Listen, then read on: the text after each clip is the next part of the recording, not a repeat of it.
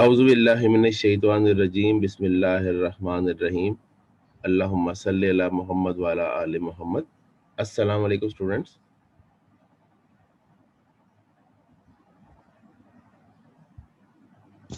वालेकुम अस्सलाम सर, कैसे हैं आप? जी अल्हम्दुलिल्लाह, अल्लाह का शुक्र। आप बताइए, सब ठीक हैं? जी सर। अस्सलाम वालेकुम सर। वालेकुम सलाम। वालेकुम सलाम। जी आज वैसे तो सेकंड सेशन है, लेकिन फॉर्मली हमारा आज पहला सेशन होगा। इंशाल्लाह कोशिश तो यही होगी कि आज कोई डिस्ट्रॉयशन ना आए, तो थोड़ा सा वेट कर लेते हैं 1-2 मिनट का, फिर हम स्टार्ट करते हैं। और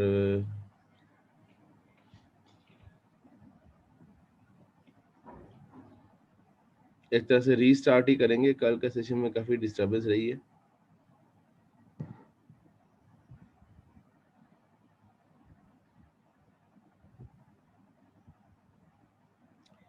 जी ऐसे कोई पार्टिसिपेंट हैं जो कल नहीं थे और आज हैं? Yes sir. अच्छा, हमाद अली आप हैं, ओके। चलिए कोई नहीं,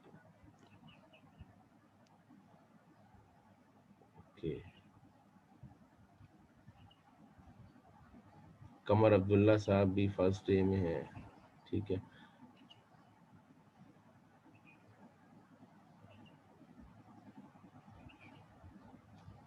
चलिए जी, आज बिल्कुल रीस्टार्ट कर लेंगे। कल का सेशन तो जस्ट वैसे थोड़ा सा हमारा वेस्ट ही हो गया था।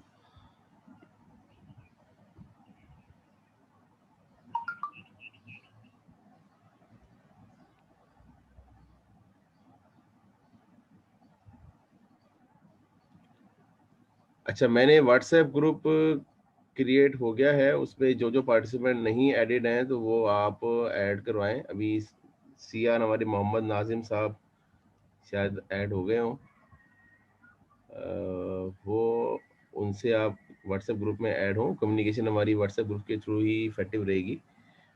एक मैंने शेयर्ड फोल्डर भी गूगल ड्राइव पे बना लिया है। जो जो भी हमारे मटेरियल होगा वो उसके ऊपर हम अपलोड करेंगे, ताकि जो न्यू कमर्स हैं, न्यू ज्वाइनिंग है, वो शेयर्ड फोल्डर को जब एक्सेस करें तो उनके पास तमाम मटेरियल अवेलेबल हो जाए। डिटेल में अभी एक्सप्लेन करता हूँ, अभी जब फॉर्मली हम स्टार्ट करते हैं।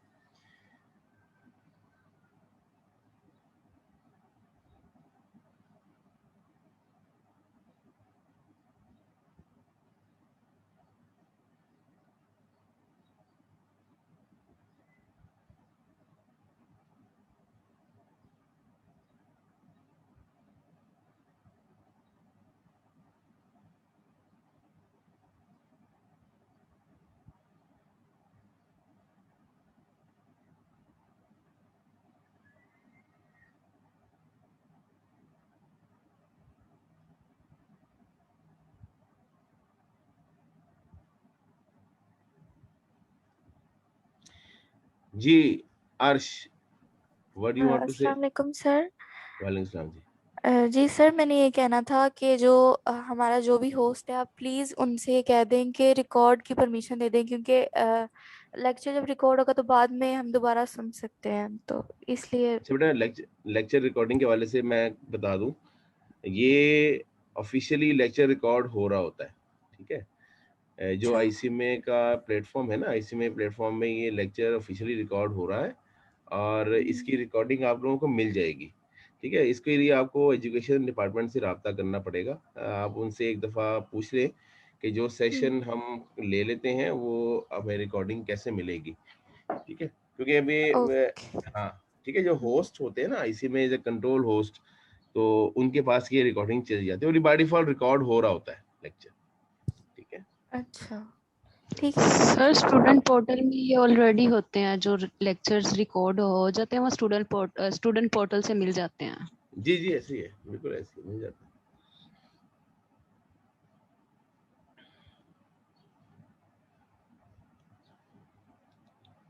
आपको ये मेरी पावर पॉइंट स्लाइड की विजिबिलिटी आ गई है सबको? Yes sir. जी सर। ओके जी, चलें 1-2 मिनट का और वेट कर लेते हैं क्योंकि आज जुम्मा भी था, तो कुछ स्टूडेंट्स में भी के अभी ऑन द वे हो। 30 स्टूडेंट्स ज्वाइन कर लिए हैं और अराउंड कोई 36 स्टूडेंट्स हैं। चलें बहरहाल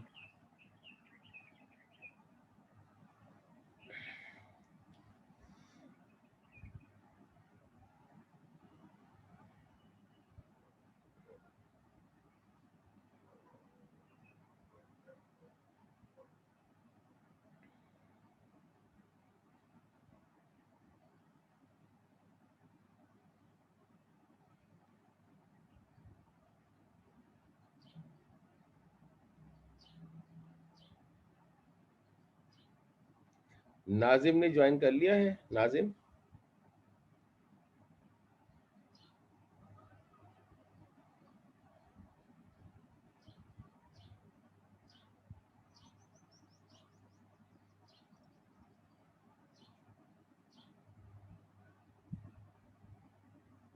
okay class, it's time to start the session and formally we'll start our discussion today. कल की क्लास में हमने स्टार्ट किया था और थोड़ा सा मैंने अपना प्रोफाइल बताया था, इंट्रोडक्शन।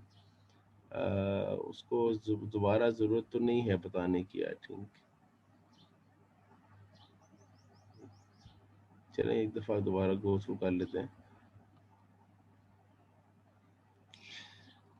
अच्छा, एजुकेशन में मैंने MS फाइनेंस रिसेंटली कंप्लीट किया था। ICMAP का मैं फेलो मेंबर हूँ अल्हम्दुलिल्लाह, और BCom कराची यूनिवर्सिटी से कंप्लीट किया था 2002 में। It has been now 15 years के मैंने ICMAP कंप्लीट किया है, और एक डिप्लोमा इन IT भी होल्ड करता हूँ। इंडस्ट्री एक्सपीरियंस में डालडा फूड्स में कुछ अर्सा काम किया था, और पेप्सी रियाज बॉटलर में मैनेजरियल पोजीशन पे कुछ अर्सा 10 साल के अराउंड बहुत काम किया था।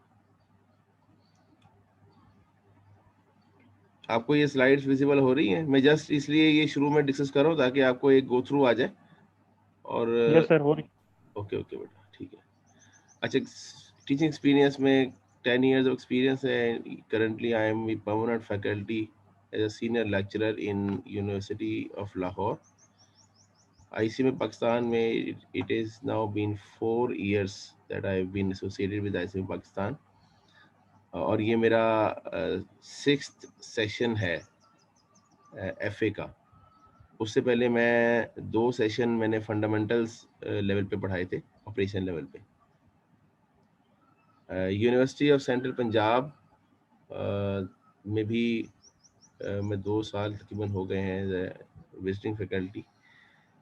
University of management and technology और पिफा लाहौर में भी कुछ अरसे से मैं एसोसिएटेड हूँ, और सब्जेक्ट्स मेरे इंट्रोडक्शन टू अकाउंटिंग, जो बेसिक अकाउंटिंग के होते हैं, advance accounting, cost accounting, management accounting, investment, corporate finance वगैरह, ये सब्जेक्ट है। ठीक है, तो this is the faculty profile.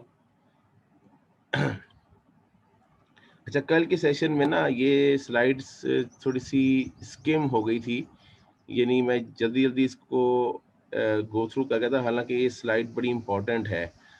Actually what I would like to discuss in this slide here that आपका जो पूरा सिलेबस है ये 3 पोर्शंस में डिवाइडेड है, operational level, managerial level and strategic level, और हर लेवल के 2 पार्ट्स डिस्ट्रीब्यूट किए गए हैं, और हर पार्ट में 3-3 सब्जेक्ट्स हैं। अच्छा, अब आप देखें तो मैंने यहाँ पे ना एक सीक्वेंसिंग बनाई हुई है कि जो स्टार वाले सब्जेक्ट्स हैं, जैसे ये मेरा सब्जेक्ट इस वक्त जो फंडामेंटल ऑफ फाइनेंशियल अकाउंटिंग है, और ये अब आप इसका सीक्वल जो है ये आपको यहाँ पे जो currently you are doing it, इसका नाम थोड़ा सा चेंज हो गया है। हमने लास्ट टाइम जिसको लिखा था तो financial accounting and corporate reporting है जी। ठीक है जी, ये अब सब्जेक्ट थोड़ा सा चेंज हो गया। अभी मैं इसको डिस्कस करता हूँ। सिलेबस तो थोड़ा बहुत चेंज इतना सिग्निफिकेंट नहीं हुआ, लेकिन बहरहाल नाम ये चेंज हो गया इसका, क्योंकि ये कॉर्पोरेट रिपोर्टिंग ज़्यादा इसके अंदर इंक्लूडेड है। इसके बाद इसके जो 2 सीक्वल और हैं, एक बिल्कुल नेक्स्ट सेमेस्टर में है जो advance financial accounting and corporate reporting के नाम से है, और ऑडिट एंड इंश्योरेंस जो इसका अकाउंटिंग के, तो बेसिकली ये सीक्वल एक बनता है आपका अकाउंटिंग का। इस तरीके से आप देखें कि अगर आपके जो मैनेजेरियल सब्जेक्ट्स हैं, फंडामेंटल्स ऑफ मैनेजमेंट है, एंटरप्राइज मैनेजमेंट है, ठीक है, और स्ट्रेटेजिक मैनेजमेंट है, ठीक है, ये 3 सब्जेक्ट का भी सीक्वल बनेगा। इस तरीके से जो आपके कॉस्ट अकाउंटिंग के रिलेटेड सब्जेक्ट्स हैं उनका भी एक सीक्वल सा मेंटेन हो रहा है, ठीक है। अगर आप इसको देखें तो ये 3 लेवल पे जाके ये डिस्कस हो रहा है। इस पे अगर आप लॉ के हवाले से सब्जेक्ट्स को देखें तो एक सब्जेक्ट आपका कमर्शियल लॉज है, फिर कॉर्पोरेट गवर्नेंस है, उसके बाद ये बिजनेस टैक्सेशन है, ये भी लॉ के हवाले से। तो it is a blend of management side subjects, legal aspects, financial accounting, managerial accounting, ठीक है। इसके अलावा इस सब्जेक्ट के इस करिकुलम के अंदर ये जो मैंने स्टार लगाया हुआ, ये बड़ा इंपॉर्टेंट सब्जेक्ट है, because this is very supporting subject. और आपको पता है आईटी का इस वक्त जो दौर है, बल्कि आईटी का दौर तो अब चलता ही है, काफ़ी पिछले 2 डेकेड से आईटी का एक एवोल्यूशन है और हर चीज़ अब कंप्यूटराइजेशन की तरफ मूव करती है। ये जो करंट हम क्लासेस ले रहे हैं, ये भी एक डेवलपमेंट इन आईटी टेक्नोलॉजीज ही तो है ना, कि आप वर्चुअल लर्निंग इन्वायरमेंट के अंदर बैठे हुए और आप क्लासेस कंडक्ट कर रहे हैं, तो it is a development in information systems. तो ये बड़ा ज़रूरी है जी आपको स्टडी करना। इसके बाद यहाँ मैंने 2 सब्जेक्ट्स और आइडेंटिफाइड किए हुए हैं, ये जो फैसिलिटेशन करेंगे आपको बिजनेस मैथमेटिक्स में और ये इसमें, तो ये 2 सब्जेक्ट्स आपके इस तरह हो गए। और last but not the least what I have to discuss, there are 2 subjects, very important subjects, जो एक बिल्कुल स्टार्ट के ऊपर यहाँ पे मैंने मार्क किया है और एक बिल्कुल मैंने एंड के ऊपर यहाँ मार्क किया हुआ है। इसका भी एक प्रॉपर मकसद है, वो ये है कि जो इनिशियल लेवल पे आप बिजनेस को स्टडी करते हैं, ठीक है। आवाज मेरी डिस्टॉर्शन तो नहीं है आज? नहीं सर, ठीक आ रही है। गुड, नहीं ओके, सर ठीक आ रही है। Very good. अच्छा, और जो फाइनल स्टेज के ऊपर जो हमारा एक सब्जेक्ट है स्ट्रेटेजिक फाइनेंशियल मैनेजमेंट, बेसिकली ये जो सब्जेक्ट है बिजनेस इकोनॉमिक्स, ये वी स्टडी हेयर,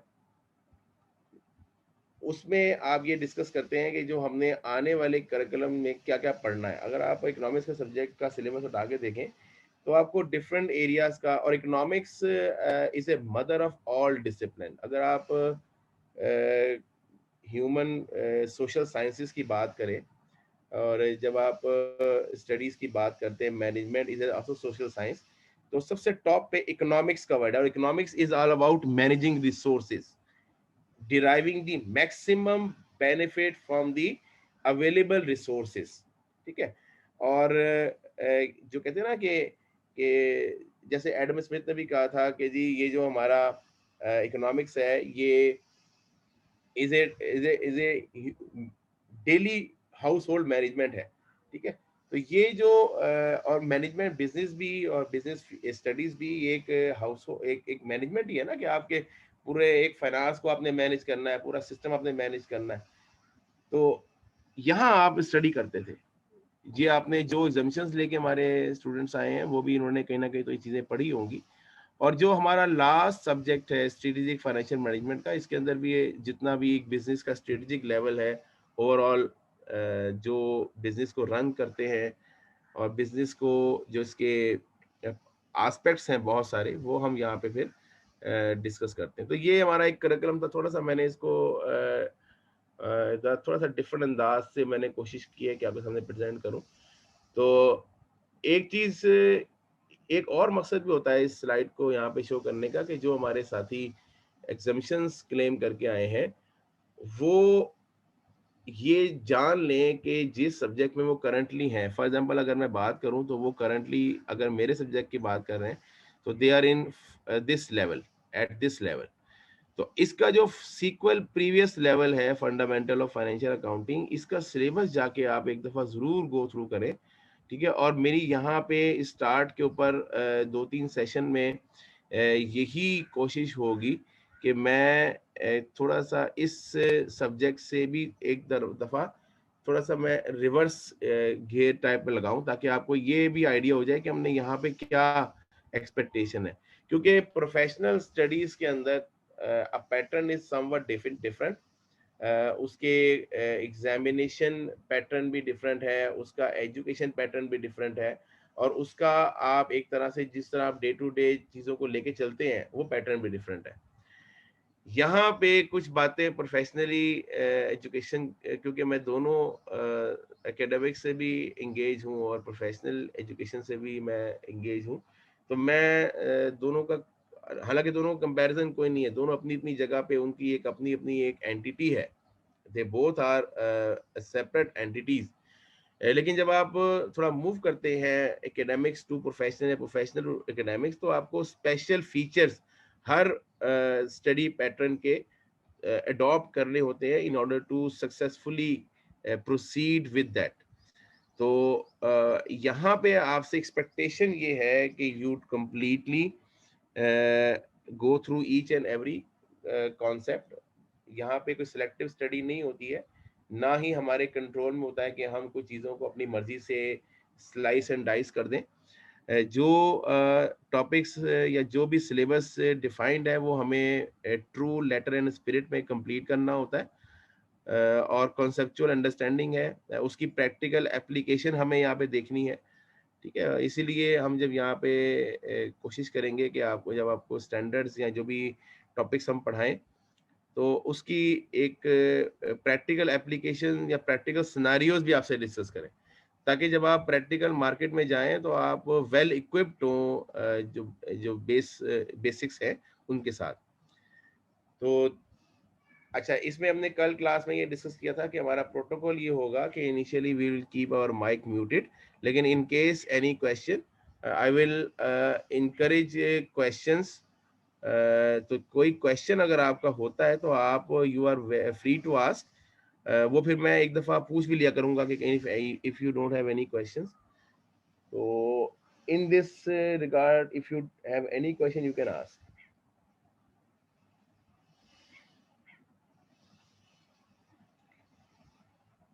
ओके जी, विल प्रोसीड फर्दर।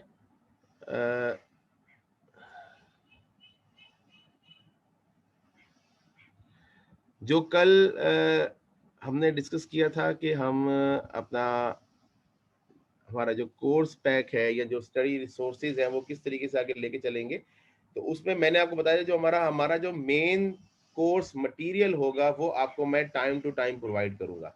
अच्छा, अब इसमें आप ये बात नोट कर लें यहाँ पे कि एक आपने व्हाट्सएप ग्रुप क्रिएट किया था, मैंने आपको कल एक शेयर्ड फोल्डर का लिंक भिजवाया था, शेयर्ड फोल्डर FACR के नाम से, ठीक है जी। ये शेयर्ड फोल्डर गूगल ड्राइव पे मौजूद है, इस वक्त भी वो मौजूद है। अगर आप उसका लिंक भी मैंने व्हाट्सएप पे शेयर किया हुआ है, आप इसको जब ओपन करेंगे तो इसके अंदर जितना भी मटेरियल अब तक अपलोडेड है, शेयर्ड है, वो इसमें अवेलेबल होगा। जैसे जैसे क्लासेस आगे प्रोसीड करती रहेंगी मैं इसमें मटेरियल ऐड करता रहूँगा, और आपको एक व्हाट्सएप ग्रुप के अंदर मैं नोटिफाई भी कर दूंगा कि मैंने चैप्टर ये ऐड कर दिया है। अच्छा, मेरे पास सारे चैप्टर्स ना तैयार भी हैं, मैं आपसे ये शेयर कर लूँ, लेकिन with the passage of time there are some amendments जो कि हम जब डिस्कशन करेंगे तो वो चीज़ें ऐड भी बाज़ औक़ात होनी होती है, इसीलिए मैं आपसे एट वंस शेयर नहीं कर रहा। हालांकि वो नोट्स मेरे पास कंप्लीट कोर्स के रेडी हैं, लेकिन मैं इसको टाइम टू टाइम शेयर करता रहूँगा, और मे बी पॉसिबल कि मैं 1-2 वीक्स के अंदर मैं कंप्लीट डॉक्यूमेंट आपसे पूरा शेयर भी कर लूँ, जो 200-250 पेजेस के नोट्स हैं वो मैं आपसे शेयर भी कर लूँ। लेकिन अभी स्टार्ट के ऊपर चूंकि अभी हम सब्जेक्ट्स में इन हो रहे हैं, तो अभी हम हमारा फोकस ज़रा थोड़ा सा डिफरेंट है, वो मैं आपसे भी शेयर करता हूँ क्या है। एक तो ये चीज़ हो गई जी, ये तो कोर्स मटेरियल है जिसमें थ्योरी होगी और कुछ हम डिस्कशन, कुछ इलस्ट्रेशंस, कुछ एग्जांपल्स होंगी, वो हम शेयर करेंगे। इसके अलावा एक MCQ बैंक मैंने क्रिएट किया है, बल्कि कंपाइल किया है, क्रिएट तो नहीं किया, कंपाइल किया है, और इस MCQ बैंक को मैं आपसे आज अभी डिटेल से डिस्कस करने लगा हूं। ये भी शेयर फोल्डर में इस वक्त अवेलेबल है। ओके जी, इस शेयर फोल्डर में क्या क्या कंटेंट्स हैं मैं पहले शेयर कर लूं।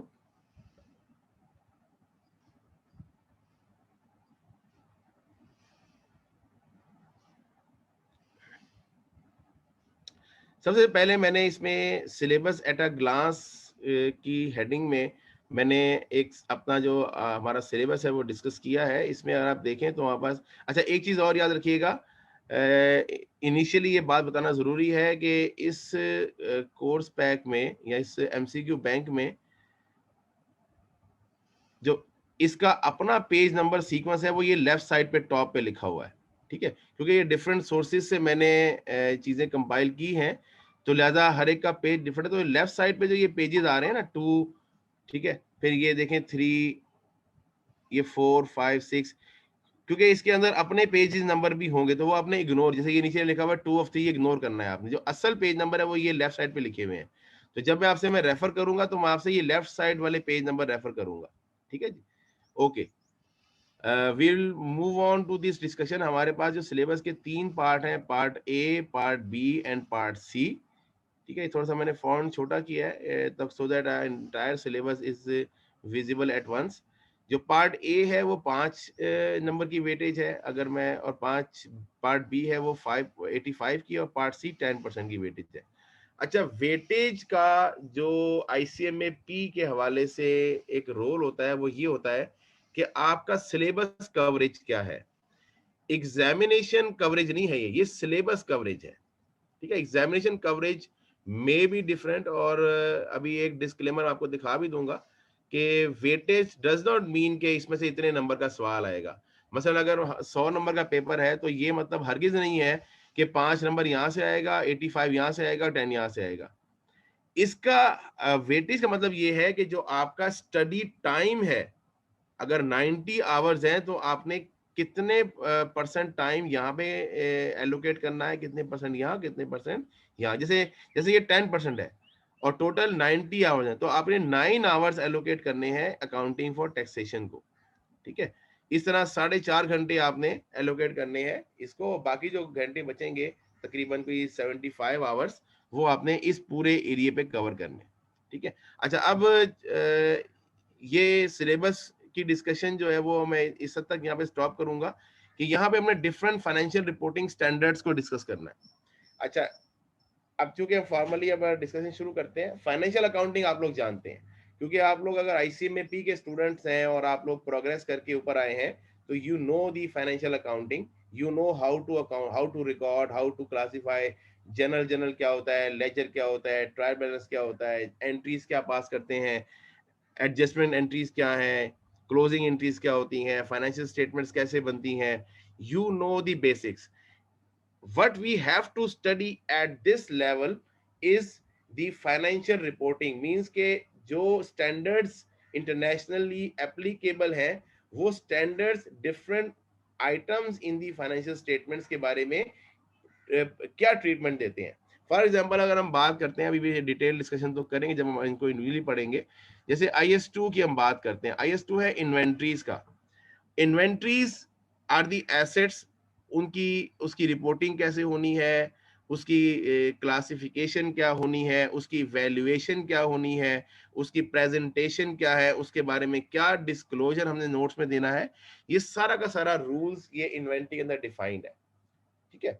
इसके बाद इस तरह के डिफरेंट सब्जेक्ट्स के ऊपर डिफरेंट स्टैंडर्ड्स के सीक्वेंस है। मैंने कोशिश ये की है कि इसको मैं ग्रुप में क्लासिफाई कर दूं। जैसे फॉर एग्जांपल ये एसेट लायबिलिटी स्टैंडर्ड है, फिर नॉन करंट के स्टैंडर्ड्स हैं, फिर रेवेन्यू का स्टैंडर्ड है, फिर कुछ डिस्क्लोजर के स्टैंडर्ड्स हैं, फिर कुछ ग्रुप अकाउंट्स के स्टैंडर्ड्स हैं, ठीक है। और ये दोबारा ग्रुप अकाउंट टाइप हो गया, ये अदर स्टैंडर्ड्स है, ठीक है, अदर स्टैंडर्ड्स हैं। तो ये स्टैंडर्ड इंशाल्लाह हम इसका सीक्वेंस भी हम अभी मेंटेन करेंगे। जिस आपको चैप्टर 1 में इशू करूंगा, इसका चैप्टर जो जो जिस सीक्वेंस से हमने सिलेबस को पढ़ना है, I will be issuing the notes of each and every standards.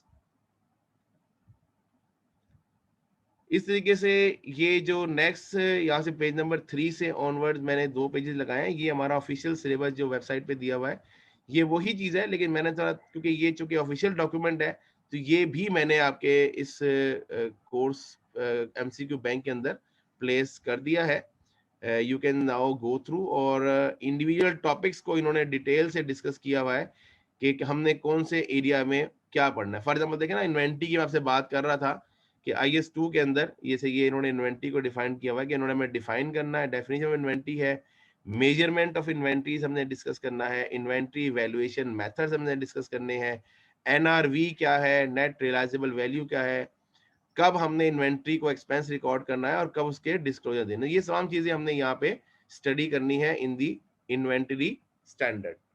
तो आइटम वाइज ये सिलेबस पीछे डिफाइंड है। अच्छा, उसके बाद the most important slide with respect to student is the composition for the examination. ठीक है, अब देखिए मैं आपको थोड़ा सा आपको एक्सप्लेन करूं कि आपके पास जो सेक्शन है, जो पार्ट जो यानी ABC 3 सेक्शन है ना जी हमारे पास सिलेबस के, उसका उसपे जो 20 से 30 क्वेश्चंस होंगे, ठीक है, जिसके मार्क्स 60 से 80 होंगे। ठीक है, अभी देखिए मार्क्स भी कंफर्म नहीं है, 20 से 30 सवाल होंगे, ठीक है, और 60 टू 80 मार्क्स, यानी 60 टू 80 यानी ओवरऑल 3/4 पेपर है, 75% पेपर हमारा ये वाले MCQs पे होगा, जिसमें ज्यादातर MCQs हमारे हैं। और मैंने इसीलिए थोड़ा सा अपना पैटर्न अब मैंने चेंज कर दिया है। मेरा जो क्वेश्चन बैंक है वो प्योरली MCQs के ऊपर है, क्योंकि हमारा मेजर जो एरिया ऑफ दी सिलेबस है वो MCQs पे कंप्राइज करेगा। अच्छा, अब इसमें कुछ आपको मजीद डिटेल बताई गई है कि कुछ थ्योरेटिकल डिस्कशन है, जैसे 10 to 15 MCQs of 2 marks each, यानी आप देखें कि तकरीबन 30 मार्क्स हमारे कॉन्सेप्ट्स के ऊपर है जो स्टैंडर्ड हम डिस्कस करेंगे। जैसे फॉर एग्जांपल हम थ्योरी एक डिस्कस करेंगे, सब्सटेंस ओवर फॉर्म। तो सब्सटेंस ओवर फॉर्म क्या है, उसका कॉन्सेप्ट क्या है, वो आपसे टेस्ट किया जाएगा। मिसाल के तौर पर मैंने दी है एग्जांपल आपको, वो आपको कॉन्सेप्चुअल डिस्कस होगी। और आप ये बात यहाँ पे प्लीज नोट डाउन कर लें कि यहाँ पे अकाउंटिंग फाइनेंशियल रिपोर्टिंग लेवल के ऊपर हमारा जो वेटेज होता है थ्योरी का पढ़ाने का, वो 50-50 होता है। यानी हम 50% अपनी थ्योरी डिस्कस करनी है, 50% ये न्यूमेरिकल होगा, क्योंकि हमारा जो पेपर है वो डिजाइंड इस तरीके से है कि हम अपना जो स्टडी करेंगे वो थ्योरेटिकल करेंगे। जी समी। अस्सलाम वालेकुम सर। वालेकुम सलाम। सर मुझे पूछना था कि हमें इसके लिए स्टैंडर्ड्स लेने होंगे नहीं नहीं पढ़ने के नहीं दौरान? नहीं, वो आपको नहीं लेना, वो जो मटेरियल भी रिक्वायर्ड होगा वो आपको मैं प्रोवाइड करूंगा। स्टैंडर्ड आपने अगर लेने हैं तो आपकी मर्जी है, वो बोल के आपको लेने की जरूरत भी नहीं है, वो भी आपको मैं सॉफ्ट कॉपी प्रोवाइड कर दूंगा। जो ओरिजिनल स्टैंडर्ड भी है ना जी, वो भी मेरे पास सॉफ्ट कॉपी में पड़े आपको प्रोवाइड कर दूंगा। Thank you so much. ठीक है, आपने सिर्फ पढ़ना है जी। The here is task is to, जो भी मटेरियल होगा एक रिक्वायर्ड होगा वो आपको मैं प्रोवाइड करूंगा। अगर मैं लेट सपोज कोई मटेरियल मेरे एक्सेस में नहीं है, तो मैं आपको उसकी किस तरह एक्सेस करना है वो अवेलेबल करके दूंगा और आपको प्रोवाइड करूंगा। ये शेयर्ड फोल्डर मैंने बनाया है इसी पर्पस के लिए। ओके जी, इसके बाद न्यूमेरिकल क्वेश्चंस हैं, ये भी तकरीबन 10 से 15 न्यूमेरिकल्स हैं, 3 to 5 मार्क्स ईच। ठीक है, ये भी ये हमारे जो MCQs है वो तकरीबन 80% वेटेज कवर कर रहा है। बाकी जो डिस्क्रिप्टिव क्वेश्चंस हैं, डिस्क्रिप्टिव क्वेश्चंस के अंदर आपको डिफरेंट केसेस दिए जा सकते हैं। ठीक है, आपको कहा जाएगा कि फॉर एग्जांपल ये एक सिनेरियो आपको बताया गया है, लेट सपोज एक एसेट है वो आपने परचेज किया, अब वो एसेट की मार्केट वैल्यू डिक्लाइन हो गई है, और अब क्या किया जाए। डिफरेंट आपको ऑप्शंस दिए जाएंगे और आपसे एनालिटिकली एक्सप्लेन करवाया जाएगा कि what should you do as a financial reporting analyst, what is the treatment of this transaction as per the relevant applicable IFRS। ठीक है। अच्छा, एक चीज और भी है कि हमें चूंकि कॉन्सेप्चुअल चीजों को स्टडी करना है, वी विल डू इंशाल्लाह कॉन्सेप्चुअल स्टडी। तो एक चीज ये याद रखें कि आप सिनेरियो पढ़ के आपने ये स्टैंडर्ड का अंदाजा लगाना होता है कि ये किस स्टैंडर्ड की बात हो रही है। वो भी स्किल हम इंशाल्लाह आप में डेवलप करवाएंगे इंशाल्लाह।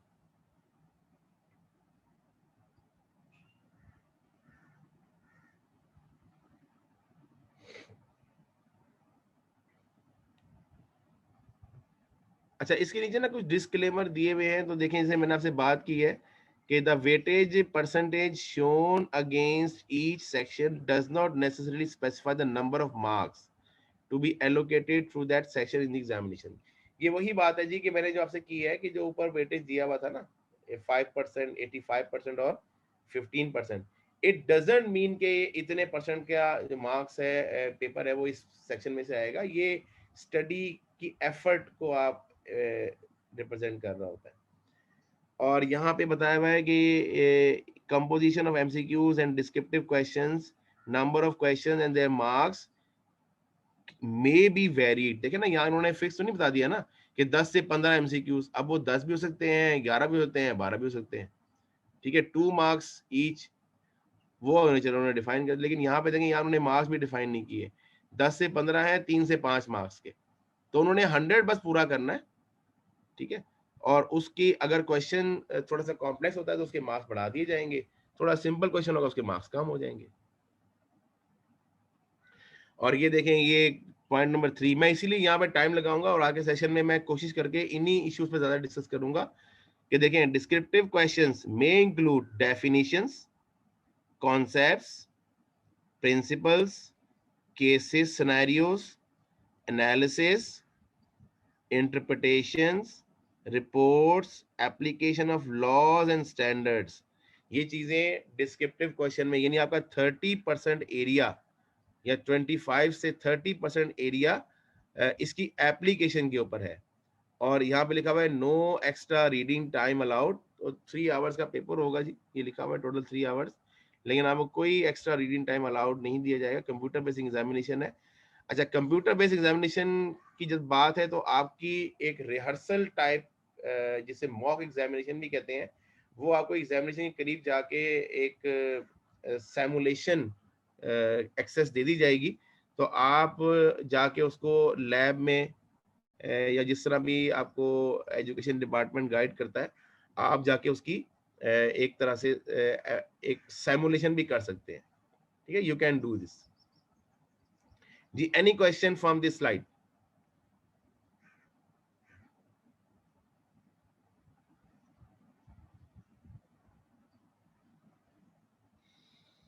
ओके जी।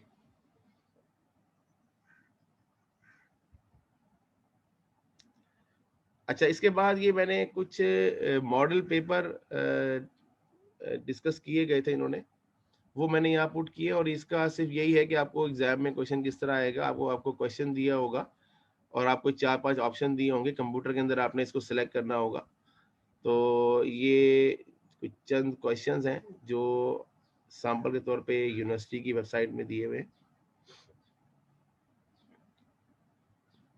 ठीक है जी।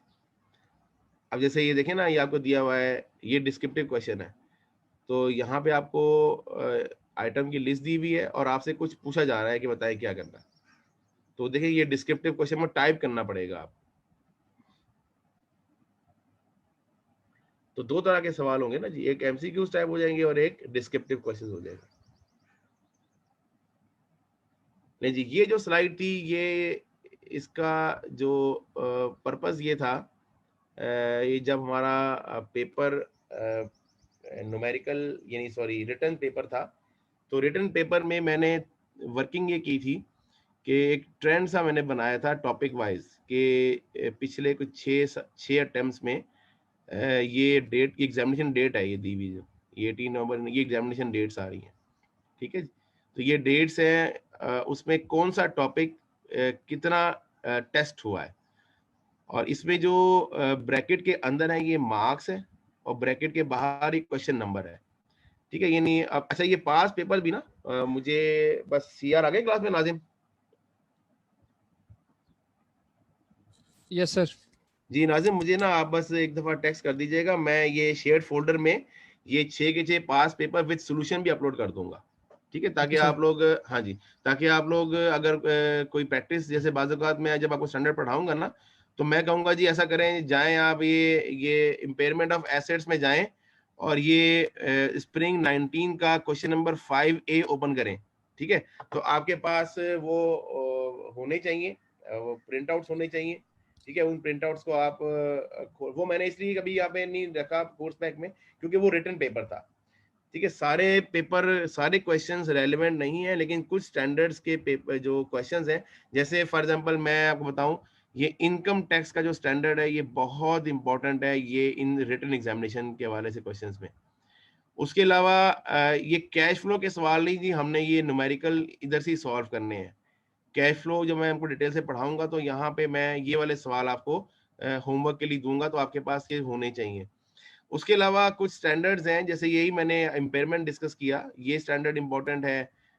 कुछ ये कॉन्सेप्चुअल फ्रेमवर्क के स्टैंडर्ड इंपॉर्टेंट है, बाकी तो खैर ओकेजनली है। इसके अलावा ये फाइनल अकाउंट्स का जो एरिया है, ये वही है जी, मैं ट्रायल बैलेंस दिया होगा और हमें कुछ एडजस्टमेंट्स दी होंगी, और हमने इनकम स्टेटमेंट, बैलेंस शीट और statement of changes in equity prepare करना होगा। तो मे बी कि हम ये वाला एरिया डिस्क्रिप्टिव से ना करें। ठीक है, ये वाला एरिया मे बी, वैसे करने को हम कर सकते हैं, लेकिन बाकी जो हमारे जो पास पेपर्स है, ये रेलेवेंट है जी। तो आपको फिर मैं ये भी करूंगा कि मैं पास पेपर का भी एक बुकलेट सा बना के ना, ताकि सीक्वेंस मेंटेन रहे उसका, पहले क्वेश्चन पेपर, फिर उसका आंसर, फिर क्वेश्चन पेपर, फिर उसका आंसर, इस तरह 6 के 6 का बुकलेट भी मैं पास पेपर्स का आपको बना के ना सेंड कर दूंगा, और इंडिविजुअल भी मैं सेंड कर दूंगा, ताकि आपको अगर आपको इंडिविजुअली ढूंढना पड़े तो you can also find out that question. लेकिन ये जो चेकलिस्ट है, ये बड़ी इंपॉर्टेंट है, ये आपके सामने एक तरह से पिछले पास 6 अटेम्प्ट्स का एक एनालिसिस है।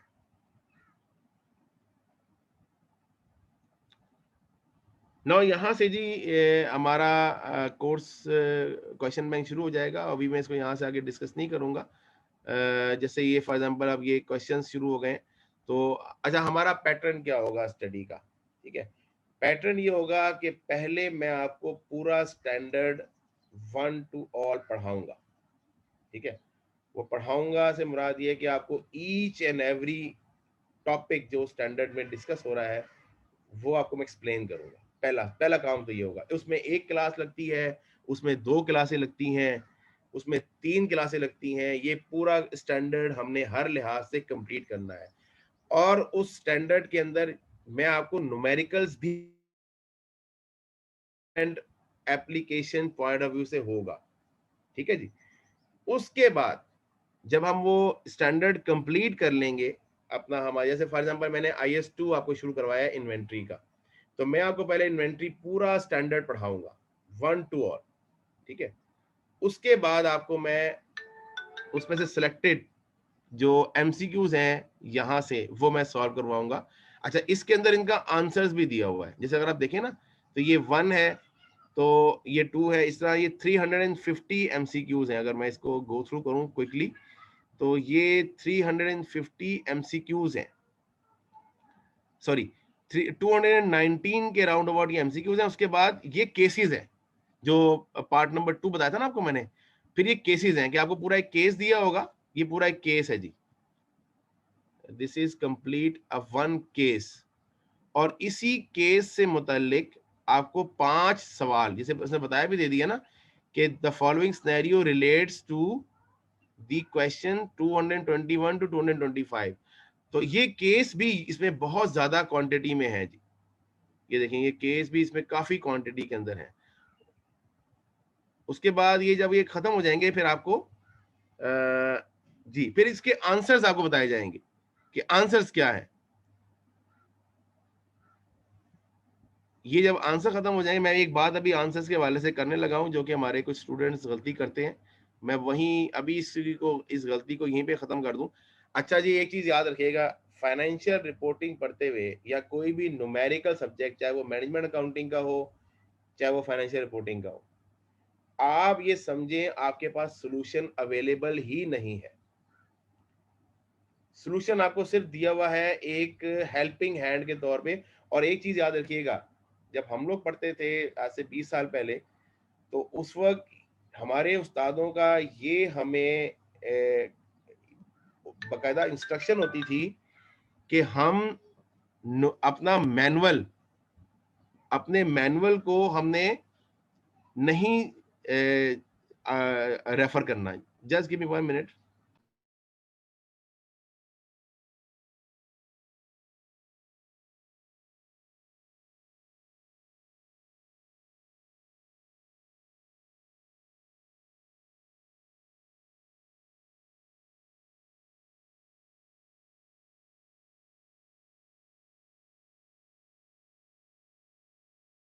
तो जी मैं आपसे डिस्कस कर रहा था कि जो न्यूमेरिकल सब्जेक्ट्स में सॉल्यूशन मैनुअल होता है, ये टीचर्स के लिए होता है कि अगर कोई चीज पढ़ानी है उन्होंने, तो उनके पास टाइम शॉर्ट होता है, वो उसको सॉल्व करे। आपने कोई भी क्वेश्चन सॉल्व करना है, किसी भी टॉपिक को डिस्कस करना है, तो पहले आपने उस क्वेश्चन को right from the beginning to end complete solve करना है। और हम भी यही करेंगे।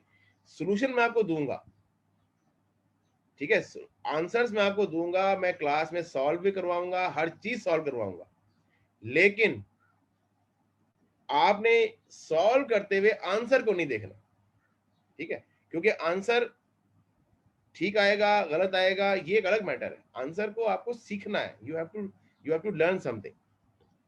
अच्छा, इसके बाद ना ये जो एक कैपलन की बुक का मैंने आपको एक किट बताई थी, इसके बाद एक ICAS एक पर्सन ने कंपाइलेशन की हुई है, सैयद शहबाज रजा जैदी साहब ने। इन्होंने भी क्या किया हुआ है कि ICMP के हवाले से कुछ MCQs चैप्टर वाइज ICAP की बुक से भी इन्होंने प्रिपेयर किए हुए हैं विद आंसर्स।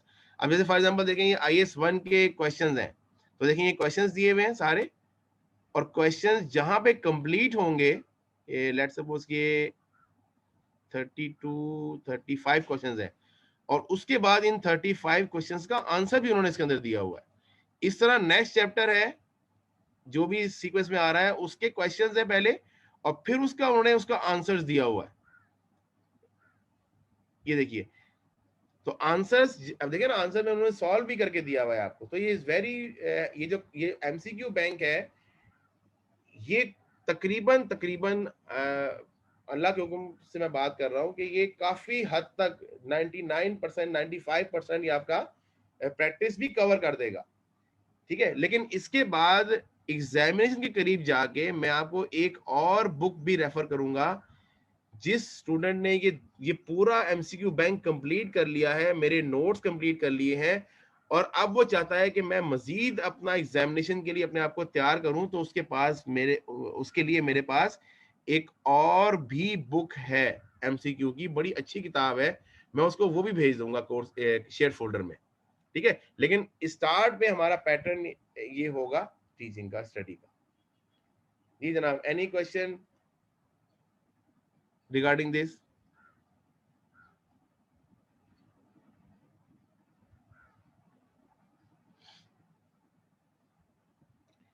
तो आज की वो चीजें आपको अंडरस्टैंड हो रही हैं, what we are going, if you share your feedback.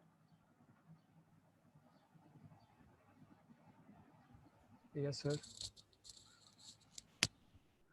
Okay ji,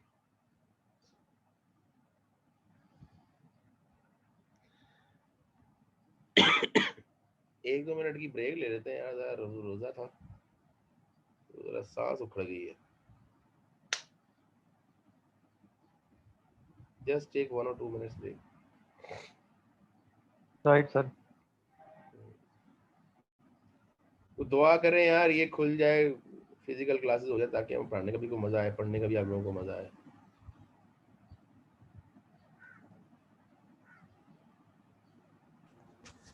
sir ये ऑनलाइन क्लासेस ज्यादा बेहतर है वैसे। अच्छा, कैसे? नहीं सर, फेस टू फेस ज्यादा सही रहती है वो। नहीं, ये जो एक मिनट 1 to 1 एक करके आए ना, ये जो भाई कह रहे हैं कि ऑनलाइन बेहतर है, ये कैसे बेहतर कह रहे हैं? सर देखिए, ट्रैवलिंग टाइम भी आप शामिल करें, और फिर जॉब की नेचर भी ऐसी होती है बाज़ का, तो इट इज़ नॉट फिजिबल कि आप फिजिकल क्लास अटेंड कर सकते हैं। इस वजह से अनफोर्सीन काफ़ी आपके साथ ऐसे होते हैं हालात कि आप नहीं पहुंच पाते, तो ये ऑनलाइन का ये फ़ायदा है कि आपके पोर्टल पर भी अवेलेबल होते हैं, अगर सपोज आप नहीं ले पा रहे क्लास तो आप उधर से भी देख सकते हैं, रेफ़र कर सकते हैं आपको, यानी कि और अगर आपको समझ नहीं आ रही तो आप बार बार उसे देख भी सकते हैं, सुन भी सकते हैं। सही है, ठीक है इन जी, सब का ये बहुत ज़्यादा फ़ायदा। वेल सेड जी। लेकिन सर जिनका पर्पज ही सिर्फ पढ़ने का हो, सोर्स ही सिर्फ ये पढ़ना हो, तो फिर वो तो चाहे जहाँ से दूर से आए या करीब से आए, पढ़ना तो है, क्या कहते वो हैं। देखे ना जी, वो तो हदीस पाक भी है ना कि इल्म हासिल करो चाहे उसके लिए चीन ही क्यों ना जाना पड़े। तो वो तो बिल्कुल। बात बिल्कुल सही है ये, लेकिन ये वाला जो भाई ने भी एक प्रैक्टिकल एस्पेक्ट बताया ना, ये भी एक बहरहाल मौजूद तो है। सर फिजिकल ऑनलाइन में सर 100 मसले हो सकते हैं। कंप्यूटर का जैसे कल भी सिस्टम खराब हो गया, मोबाइल नहीं चलता, नेटवर्क का इशू आ जाता है, 100 तरह के। तो इधर बैठ के अकेले पढ़े भी नहीं, तो जो सामने फोकस होता है, कंसंट्रेशन बनी होती है जी। तो बहरहाल फिर ये इंशाल्लाह अब देखिए ना, मैं अब अगर मैं कंटेंट की बात करूं तो 1.5 घंटे में जो वैसे हम क्लास फिजिकल लेते हैं, ठीक है, वो कंटेंट और इस कंटेंट को आप कंपेयर कर लें, ये कंटेंट ज़्यादा हो जाता है। क्योंकि देखिए इतना ज़्यादा वहाँ बोला नहीं जाता, वहाँ पे तो इंटरेक्टिविटी भी होती है, बाज़ औक़ात कुछ हम टॉपिक से हट के भी कुछ डिस्कशन कर लेते हैं, कुछ जनरल डिस्कशन भी हो जाती है, ठीक है। फिर हम टॉपिक को कई हवालों से, यहाँ तो फोकस हमारा होता है ना कि जी ये चल रहा है तो ये इसको बस कंप्लीट करना है। लेकिन बहरहाल दोनों चीज़ों की अपनी अपनी एक सिग्निफिकेंस है, वो ज़रूरी है। चले जी, इसके बाद जी वसीम साहब जी सर, वही मैं कह रहा था कि फिजिकल क्लास में ज्यादा कुछ सीखने को मिलता है कि आप जो है ना, आप रेलिवेंट नहीं है, उससे हटके भी आपको बहुत सारी बातें टीचर से पता चलती है। जी ऐसे ही और आप देखिए एनवायरनमेंट से सीखते हैं। बिल्कुल सही, ठीक है जी। इंशाल्लाह जो हम तो कहते हैं जी, जो हमारी बेहतरी के लिए हो वो हो जाए, जो रब को मंजूर हो, जो कि रब तो जी हमें हमारे लिए बेहतर ही चाहेगा ना, वो तो ऐसा नहीं होगा कि कोई मसला हो। ये तो एक निज़ाम है दुनिया का चल रहा है जी। इंशाल्लाह दुआ है जी। सर के जल्दी से। जी बिल्कुल इंशाल्लाह। अच्छा, ये इसके बाद ये स्टडी वे फॉरवर्ड है, ये एक फॉर्मल सी मैंने चीज़ डाली थी। हालांकि इसका मकसद यहाँ पे इतना कोई ज़्यादा नहीं, आप लोग माशाल्लाह मैच्योर्ड स्टूडेंट्स हैं और प्रोफेशनल बिहेव करते हैं। जैसे रेगुलरिटी एंड पंक्चुअलिटी है, ये बड़ी ज़रूरी है जी। रेगुलरिटी, रोज़ आएँ, छोड़े ना क्लास। पंक्चुअलिटी, टाइम पे आ जाएं। थोड़ा लेट आएंगे तो पहले क्या डिस्कस हुआ था वो समझ में नहीं आएगा। दूसरा कम्युनिकेशन वाई व्हाट्सएप ग्रुप है, ये मैं ऑलरेडी बना चुका हूँ। तो जो मेरे साथी इस व्हाट्सएप ग्रुप में ऐड नहीं है तो ये नाजिम साहब उनको लिंक भेज देंगे, जो फीमेल हैं वो उनको मिस ताबिंदा भेज देंगी लिंक, या जो भी तरीक़ाकार है। फीमेल का मैंने ग्रुप सेपरेट बनाया है, उसका भी आप, और मेल का सेपरेट है। कम्युनिकेशन आपको उसमें स्टार्ट हो गई है। फ़िलहाल मैंने उसको एडमिन ओनली किया है ग्रुप्स को, क्योंकि इनिशियल स्टेज के ऊपर बाज़ औक़ात वन वे ही कम्युनिकेशन होती है। लेकिन जब इंशाल्लाह थोड़ा सा हम सब्जेक्ट में जाते हैं आगे, तो यू विल सी कि हम इसको 2 वे कम्युनिकेशन भी कर देंगे अलाउ, डोंट वरी। क्योंकि यू आर ऑल प्रोफेशनल और आप यू नो वेरी वेल कि किस तरीके से प्रोफेशनली एक्ट करना होता है। उसके बाद course booklet will be provided, ये मैंने बता दिया। असाइनमेंट्स एंड ग्रुप डिस्कशन देखें, ये भी ज़रूरी होता है कि आप वो हम क्लास के दौरान नहीं करेंगे जी। डिफरेंट आपको जैसे अभी मैं एमसीक्यूज के ऊपर आऊँगा। अच्छा, एक चीज़ मैं भूल जाऊँगा फिर, ये जो मैंने कल आपको लिंक सेंड किया था ना एमसीक्यूज का, ये आप लोगों ने ज़रूर करना है। और अभी तक 20 स्टूडेंट्स ने इसको किया है, लेकिन मैं आपसे फ्रैंकली शेयर करूँ कि परफॉर्मेंस इज़ वेरी बैड, ठीक है। और जिन लोगों ने अटेम्प्ट किया है वो जानते हैं कि मैं किसकी बात कर रहा हूँ। 40 में से 3 नंबर भी आए हैं जी किसी के, ठीक है। नाम बताना मकसद नहीं है, मकसद बताना ये है कि सिचुएशन इज़ वेरी बैड। और हाईएस्ट मार्क्स इस वक्त तक मेरे पास रिपोर्ट के मुताबिक वो 28 है। 28 इस लेवल के ऊपर मेरे लिए जो सेटिस्फैक्ट्री मार्क्स है ना जी, वो 35 प्लस हैं। यानी मैं कहूँ ना कि जिस स्टूडेंट के 35 प्लस मार्क्स हैं, वो इस सब्जेक्ट को पढ़ने के लिए तैयार है, ठीक है। उस किसके 35 से नीचे हैं तो अभी उसके कॉन्सेप्ट्स वीक हैं, वो जाके थोड़ी सी काम करे। और उसके लिए ही मैं अभी तैयारी कर रहा था। मैं आज का इसीलिए मैंने आपसे ये फीडबैक लिया है, और आज का दिन तकरीबन मैंने इसी काम के ऊपर लगाया है कि आपका ये जो पिछला मसला है ये सही कैसे करना है। क्योंकि मैं आपको असल मकसद पढ़ाना नहीं होता, मैं बोलता रहा हूँ आपको जी पता नहीं जबरदस्त सर तो गोल्ड मेडलिस्ट है, सर अच्छा ही पढ़ाना है। मेरे गोल्ड मेडलिस्ट होने का फायदा आपको तब होगा ना, आपको समझ में भी आएगी चीज मैं पढ़ा रहा हूँ। ठीक है, मैं चाहे पीएचडी कर रहा हूँ, पोस्ट डॉक कर रहा हूँ, आपको समझ ना आए तो फिर वो कहते हैं ना क्या फायदा। फायदा ये है कि what I am teaching to you is actually you are getting that point, और उसके लिए आपको इस सब्जेक्ट के लिए तैयार करना है। मैं पिछले 5 सेशन जो मैंने अल्हम्दुलिल्लाह यहाँ पे इसी सब्जेक्ट के पढ़ाए हैं, तो शुरू के कुछ 3 से 4 क्लासेस मेरी सिर्फ इसी पॉइंट पे होती हैं कि हमने अपनी बेस को सही करना है और हमने अपने आप को उस सब्जेक्ट के लिए तैयार करना है। अच्छा, इसमें मेरी गुजारिश उन हजरात से होगी जो थोड़ा सा अपडेटेड हैं, वो थोड़ा सा शुरू में रिलैक्स, उनसे गुजारिश है कि वो करें। रिलैक्स से मुराद ये कि उनसे सपोर्ट की ज़रा एक रिक्वेस्ट होगी कि जो हमारे पार्टिसिपेंट्स ऐसे हैं जो अभी इतना अभी उनका बेस स्ट्रांग नहीं है या वो कुछ चीज़ें पहले से वो नहीं कर पाए, लेकिन हम ज़्यादा टाइम उन पे नहीं लगाएंगे, उसके लिए मेरे पास और भी बहुत सारे सॉल्यूशंस हैं। अच्छा, मेरा अपना यूट्यूब चैनल भी है जी, जिसमें मैंने काफ़ी सारी वीडियोस बेसिक्स के हवाले से बना के अपलोड की हुई हैं और मैं डे टू डे उसको अपलोड भी कर रहा होता हूँ। इसके अलावा एक दो मेरे उस्ताद हैं जिनकी भी यूट्यूब चैनल्स हैं, तो उनके पास भी बेसिक्स का काफ़ी हद तक मटेरियल कंप्लीट है। तो बजाय ये कि हम यहाँ पे फंडामेंटल लेवल को डिस्कस करना शुरू कर दें, हम फिर अल्टरनेट मीन्स के ऊपर जाएंगे, वो मैं आपको गाइड करूंगा proper. If you need any guidance, don't hesitate to ask those questions. ठीक है। अच्छा, काइंडली एक और चीज़ ये है कि आप ये ना मैसेज में कम्युनिकेट ना करें। ये जो आप अक्सर सलाम to everyone, hi to everyone, ठीक है, ये बात भी सही है, लेकिन फिर क्या होता है कि कुछ लोग उस मैसेज को पढ़ने चले जाते हैं और जो बात डिस्कस हो रही होती है वो पीछे रह जाती है। तो अगर आपको कोई कमेंट करना है, you just unmute your mic and say to everybody in forum. ठीक है। अच्छा, मैसेज की जरूरत कहाँ होती है? जहाँ पे कोई ऐसा कोई लिंक मैंने शेयर करना है, कोई मैंने इम्पोर्टेंट बात ऐसी है जो कि मैंने री एम्फेसिस करनी है, वो मैं वहां पे मैसेज में आप करें। तो ये है जी पॉइंट हम जो डिस्कस कर रहे थे कि बेसिक्स पे हमने शुरू में 2-3 क्लासों में टाइम लगाना है, वो भी देखते हैं उस पर कैसे करना है।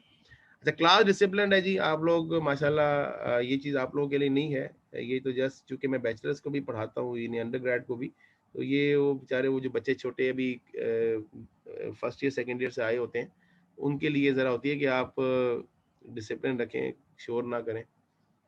पीरियोडिक टेस्ट यहाँ हमारे ऐसे ही होंगे जी, जो मैंने आपको पहला टेस्ट दिया है ना जी एमसीक्यू का, आपको गूगल का फॉर्म दे दिया, इस तरीके से मैं आपको सब्जेक्ट्स टॉपिक्स के एंड के ऊपर इसी तरह के लिंक सेंड कर दिया करूंगा, तो वो आप उसको सॉल्व करके रिजल्ट उसका ऑटोमेटिकली कंपाइल हो जाया करेगा। क्वेश्चनिंग के ऊपर ये पॉइंट नंबर जी है, मैं पहले से ही बड़ा ओपन होता हूँ कि मैं क्वेश्चंस को इनकरेज करता हूँ। क्वेश्चन इज क्वेश्चन, ठीक है। और प्रोफेशनल स्टेज के ऊपर आप जितने क्वेश्चन आपके जहन में आते हैं यू नो, और मुझे आगे ना जाने दीजिए जब तक आपको पिछला समझ में ना आए, ठीक है। और मेरा यही उसूल है कि जो चीज़ मैं पढ़ा रहा हूँ वो स्टूडेंट को समझ में आएगी तो आगे चलो, वरना मुझे खुद सेटिस्फेक्शन नहीं आती है, ठीक है। एक चीज़ और, पॉइंट नंबर एच बहुत इंपॉर्टेंट है जी, कि आप चूंकि मोबाइल फोन्स आपको एग्जाम में अलाउ नहीं होंगे, ना ही आप कंप्यूटर के एप्लीकेशन को यूज़ कर सकते हैं, क्योंकि जब आप एग्जामिनेशन दे रहे होंगे तो आपके पास सिर्फ एग्जामिनेशन की विंडो ही ऑन होगी, इसके अलावा कंप्यूटर की किसी ऐप को आप ओपन नहीं कर सकते, वो रिस्ट्रिक्शन लगी होती है। तो आपको फिर कैलकुलेटर से ही कैलकुलेशन करनी है, लिहाजा आपने एक कैलकुलेटर आप डेडिकेटेड लें। आपको ये पता होना चाहिए अंडर रूट कैसे लेना है, स्क्वायर रूट कैसे लेना है, क्यूब रूट कैसे लेना है। अभी हम जब लीजिंग पढ़ेंगे, लीजिंग के अंदर हमने डिफरेंट फाइनेंस के टूल्स पढ़ने हैं, वो कैसे हमने कंप्यूटर्स पे सॉल्व करने हैं, वो भी आपको मैं एक्सप्लेन करूंगा, लेकिन आपको मोबाइल फोन से ज्यादा वो किसी कैलकुलेटर पे करने आने चाहिए, ठीक है। अच्छा, ये वीकली प्रैक्टिस है, ये चूंकि साथ साथ चलेगी हमारी, ठीक है। और जो रिवीजन है वो हम at the end of the course complete करेंगे, यानी शुरू की कोई आखिरी की कोई, जैसे 90 आवर्स है ना, तो 60 क्लासेस होंगी 1.5 घंटे की, तो आखिरी जो 5 क्लासेज हैं और तो वो हम डेडिकेट कर देंगे अपनी रिवीजन के ऊपर। और जो मैंने आपको बताया कि मेरे पास एक और सोर्स है एमसीक्यूज का, उसमें भी 350-400 एमसीक्यूज हैं, टॉपिक वाइज बने हुए हैं विद आंसर्स। वो भी मैंने आपके लिए तैयार रखा हुआ है मटेरियल, वो मैं आपको एंड पे दूंगा। लेकिन इससे पहले ये एक लॉन्ग जर्नी है जो कि हमें कंप्लीट करनी है 55 क्लासेस तक। जी class, any question from anybody regarding any comment, any clarification? जी समी। सर हमारी हफ्ते में कितने दिन क्लास होगी? हाँ क्लियर करते हैं जी, हमारी क्लास है जी मंडे से लेकर फ्राइडे तक डेली होगी जी, ठीक है। Monday, Tuesday, Wednesday, Thursday and Friday. और ये होगी जी, इस वक्त रमज़ान टाइमिंग्स हैं 3 बजे से लेकर 4:30 बजे तक, ठीक है जी। ये हमारी टाइमिंग है। इसमें ना मैं अपनी तरफ से यहाँ पे मे बी पॉसिबल कि किसी दिन में अगर बिजी होऊंगा तो मैं 10-15 मिनट अर्ली आपको रिलीव कर दूंगा, ठीक है। तो लेकिन ये हमारी 5 डेज क्लासेस हैं जी, continuous. Any other question? Sir YouTube channel name बता दें सर। मेरा नाम है जी मोहम्मद उमर मुनीर, ये स्पेलिंग याद रखिएगा, मोहम्मद उमर मुनीर। बल्कि मैं आपको ओपन भी करके दिखा देता हूं ताकि आप कहें जी। सर ओपन कर दे और व्हाट्सएप ग्रुप में शेयर भी कर सकते हैं। ठीक है जी, कर देते हैं।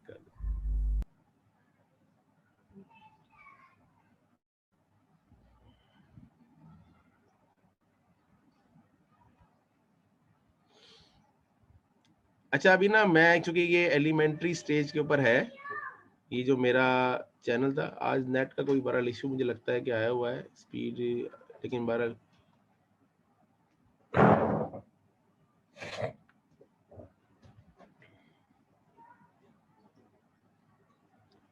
नहीं जी, ये आपके सामने ओपन हो रहा है। मैं अभी क्वेश्चन लेता हूँ आपसे। अभी मैं देखिए, आज की क्लास में कुछ ना भी पढ़े ना, हमने बहुत चीजें अपनी फाउंडेशन बनाई है कि क्या चीजें हमने करनी है।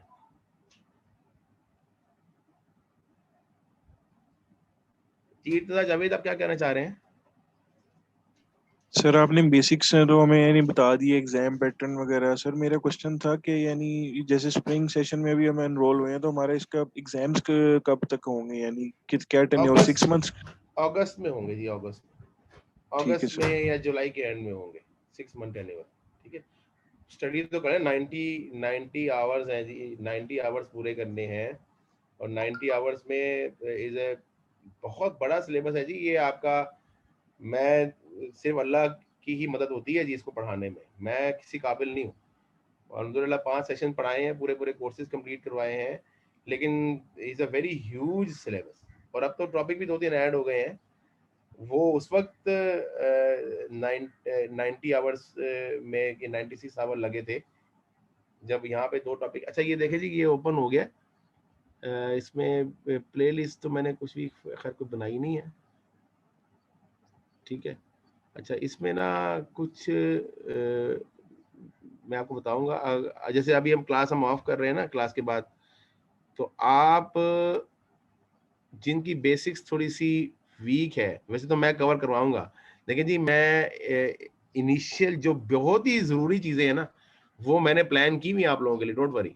अगर कोई ये समझता है ना कि जिसको कुछ नहीं आता तो वो परेशान ना हो, उसके लिए भी मैंने पूरी प्लानिंग की हुई है। और अब काफ़ी अच्छा है उसके लिए मटेरियल। लेकिन आप लोग अगर टाइम सेव करें तो एक ये वाली वीडियो है जी, मेरी preparing financial statements with and without adjustment. इसके बाद अक्रूवल बेसिस ऑफ अकाउंटिंग की है। और ये 3-4 वीडियोस हैं, ये आप ज़रूर वॉच करें। ये 15-15, 20-20 मिनट की वीडियोस हैं। ये 2 वीडियोस आधे घंटे की हैं। अच्छा, मैं अगर इसको लेट्स सपोज मैं थोड़ा सा अगर इसको मैं प्ले करूं, और यही इन्हीं, और जो मेरा शुरू के 2-3 क्लासेस होंगी ना, वो इन्हीं यूट्यूब के कंटेंट्स के हवाले से ही होंगी, ठीक है। इसमें ज़्यादा कोई नई चीज़ नहीं होगी, लेकिन बहरहाल उसमें कुछ आपके जनरल क्वेश्चंस भी हम ले लिया करेंगे और आपसे डिस्कशन कर लिया करेंगे।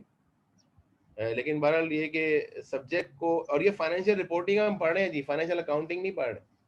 हमने यहाँ पे डेबिट क्रेडिट नहीं पढ़ना, हमने यहाँ पे पढ़ना है कि एक आइटम, एक रिपोर्ट कैसे करना है और अच्छी रिपोर्टिंग कैसे करनी, ठीक है, और ये एक स्टैंडर्ड्स पढ़ने हैं हमने, ये हमने यहाँ पे चीजें पढ़नी। अच्छा, ये थोड़ा सा स्पीड का इशू है जी, इसको आप देख लीजिएगा। इसका मेरा मकसद यूट्यूब चैनल का मेरा अपना नहीं है, लेकिन इसको आप जरूर रखें। एक मैं जी और चैनल, चूंकि अब चैनल की बात आ रही है तो एक यूट्यूब चैनल और भी है, लेकिन वो मैं आपको बाद में बताऊंगा जब कंप्लीट हो जाएगा, लेकिन ये फिलहाल मेरा तो आप नोट कर लें। अच्छा जी, अब यहाँ तक कोई और कंफ्यूजन, कोई और क्लैरिटी लेनी हो, कोई और चीजें, किसी अब तक की कंफ्यूजन कोई हो तो दूर कर लें।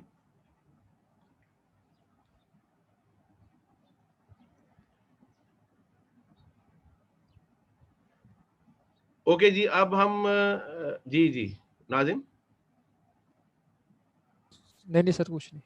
अच्छा अच्छा जी, अब हम अकाउंटिंग बिल्कुल रूट से स्टार्ट करेंगे, ठीक है, और अब से जो ऑनवर्ड्स, और प्लीज आने वाली 2 से 3 क्लासेस आप मिस ना कीजिएगा, क्योंकि इन क्लासेस के अंदर हम कुछ ऐसी चीजें भी डिस्कस करेंगे जो आपके आगे वाली स्टडीज के अंदर बहुत हेल्पफुल होंगी। जब, क्योंकि मैंने डेलिबरेटली कुछ एमसीक्यूज ऐसे डाले हुए हैं, एक एमसीक्यूज आपको मैंने दे दिया ना उधर लिंक के ऊपर, 40 से 50 एमसीक्यूज मैंने आपको सॉल्व करवाने हैं क्लास के अंदर।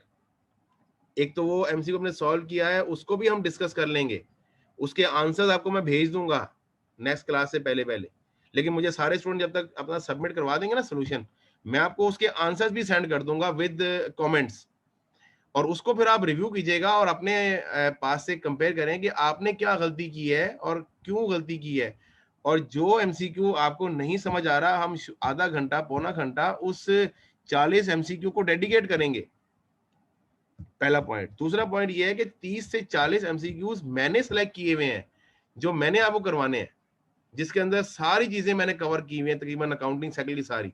लेकिन इससे भी पहले मैंने एक डॉक्यूमेंट बनाया है जिसके अंदर अकाउंटिंग का पूरा मैंने एक स्ट्रक्चर आपसे डिस्कस करना है। तो ये 2 से 3 क्लासेस हैं, ये बड़ी इंपॉर्टेंट है, ये please don't miss that those classes. आगे तो फिर आप आदी हो जाएंगे ना मिस करने के, वो तो फिर आपने करनी है, वो तो मजबूरी है कि आपने क्लास लेनी है, लेकिन ये समझ के प्लीज क्लास ना मिस कीजिएगा कि सर ने तो बेसिक ही पढ़ानी है, ये तो हमें आती है। यकीन करें, मैं अपनी कोई इसमें कोई मुबालगा नहीं कर रहा, ना मैं कोई एग्जैजरेट चीज कर रहा हूँ कि उस्ताद 30-30 40-40 साल एक्सपीरियंस टीचर्स हैं, जब वो टॉपिक पढ़ाने जाते हैं, चाहे वो बेसिक अकाउंटिंग के क्यों ना हो, तो वो घंटा घंटा किताब पढ़ते हैं और किताब पढ़ने के बाद जाके वो चीज पढ़ाते हैं। तो हम कभी भी परफेक्ट नहीं हो सकते। मैं कहूँ जी, मैं अपनी बात करूं, मैं तो वो कहते हैं ना 3 में ना 13 में, हम ये नहीं कह सकते कि यार मैं परफेक्ट पढ़ा रहा हूँ। यहाँ बहुत ज्यादा गुंजाइश होती है लर्निंग की, इम्प्रूवमेंट की गुंजाइश हमेशा होती है, और जहाँ पे ये आप समझ लें कि आप कंप्लीट हो गए तो आपका एंड है, ठीक है, कंप्लीट कोई नहीं है। एक ही रब ने सिर्फ हमारे नबी पाक सल्लल्लाहु अलैहि वसल्लम की जात को परफेक्ट बनाया है, उसके बाद परफेक्शन का कलम रब ने तोड़ दिया था, उसके बाद कोई और चीज परफेक्ट नहीं है, एवरीथिंग नीड्स इंप्रूवमेंट, ठीक है।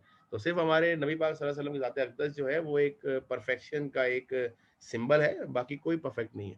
तो इंशाल्लाह विल टेक टू दिस, और अब हम स्टार्ट करने लगे हैं जी कि हमारा जो बेसिक्स का एरिया है, मैंने इसको नाम दिया है जी स्क्रैचिंग द बेसिक्स, ठीक है जी, बेसिक कॉन्सेप्ट इन अकाउंटिंग। अच्छा, अब यहाँ पे मैं 2 वे डिस्कशन आपसे चाहूँगा, क्योंकि एक फीडबैक तो आपका मुझे आपके एमसीक्यू से मिल गया है कि गुंजाइश इम्प्रूवमेंट की ज़्यादा है, और दूसरा फीडबैक मुझे अब आपकी लाइव डिस्कशन से मिलेगा, इसीलिए मैं दुआ भी कर रहा था कि आप से लाइव सेशन हो जाता। चलिए, वो भी इंशाल्लाह होगा, इसी सेशन में ही होगा इंशाल्लाह। लेकिन बहरहाल अकाउंटिंग पहले हम छोड़ दें, फाइनेंशियल रिपोर्टिंग क्या है पहले हम छोड़ दें, कॉर्पोरेट रिपोर्टिंग क्या है, पहले हम बात करें अकाउंटिंग क्या है, व्हाट इज अकाउंटिंग। जी, क्वेश्चन है जी, what is accounting and why do we do accounting, why do we do accounting. Yes, 2 questions. जी, व्हाट इज अकाउंटिंग? जी बताइए प्लीज, आपका नाम मुझे। Yasin sir. Sir accounting is a systematic way of recording transactions. Very good, very good. Is systematic way. तो यहाँ पे अब हम ना इस पॉइंट्स को यहाँ पे नोट डाउन करेंगे जो यहाँ पे इन्होंने कहा है कि it is a systematic way. Systematic way. अब हम इसी से अपनी, देखिए हमें इस लेवल के ऊपर डेफिनेशन याद नहीं करनी है, ठीक है। अच्छा मैं जरा व्हाइट बोर्ड ओपन कर लूं ताकि व्हाइट बोर्ड पे, क्योंकि हम जो भी हमने लिखाना है वो फिर व्हाइट बोर्ड पे ही होगा।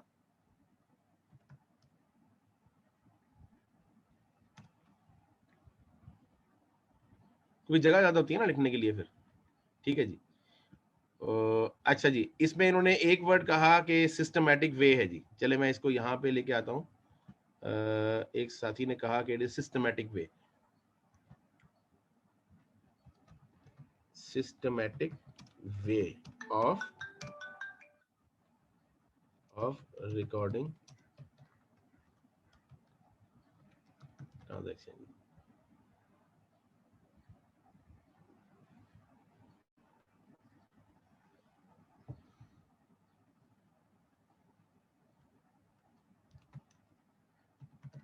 जनाब अच्छा, सिस्टमैटिक वे से क्या मुराद है जी? सर मैं बोलूं? जी जी बताएं, बोले बोले बेटा। या सर, जो अकाउंट्स एंड रिकॉर्ड्स होते हैं उनको प्रॉपर्ली मेंटेन करना गिवन पीरियड के अकॉर्डिंग, तो ये सब सिस्टमैटिक में आ जाता है। सिस्टमैटिक का मतलब ये है कि पीरियोडिकली मेंटेन करना, जैसे आप कह रही हैं। नहीं नहीं, जो गिवन पीरियड दिया होता है, गिवन पीरियड में मेंटेन करना। अच्छा, और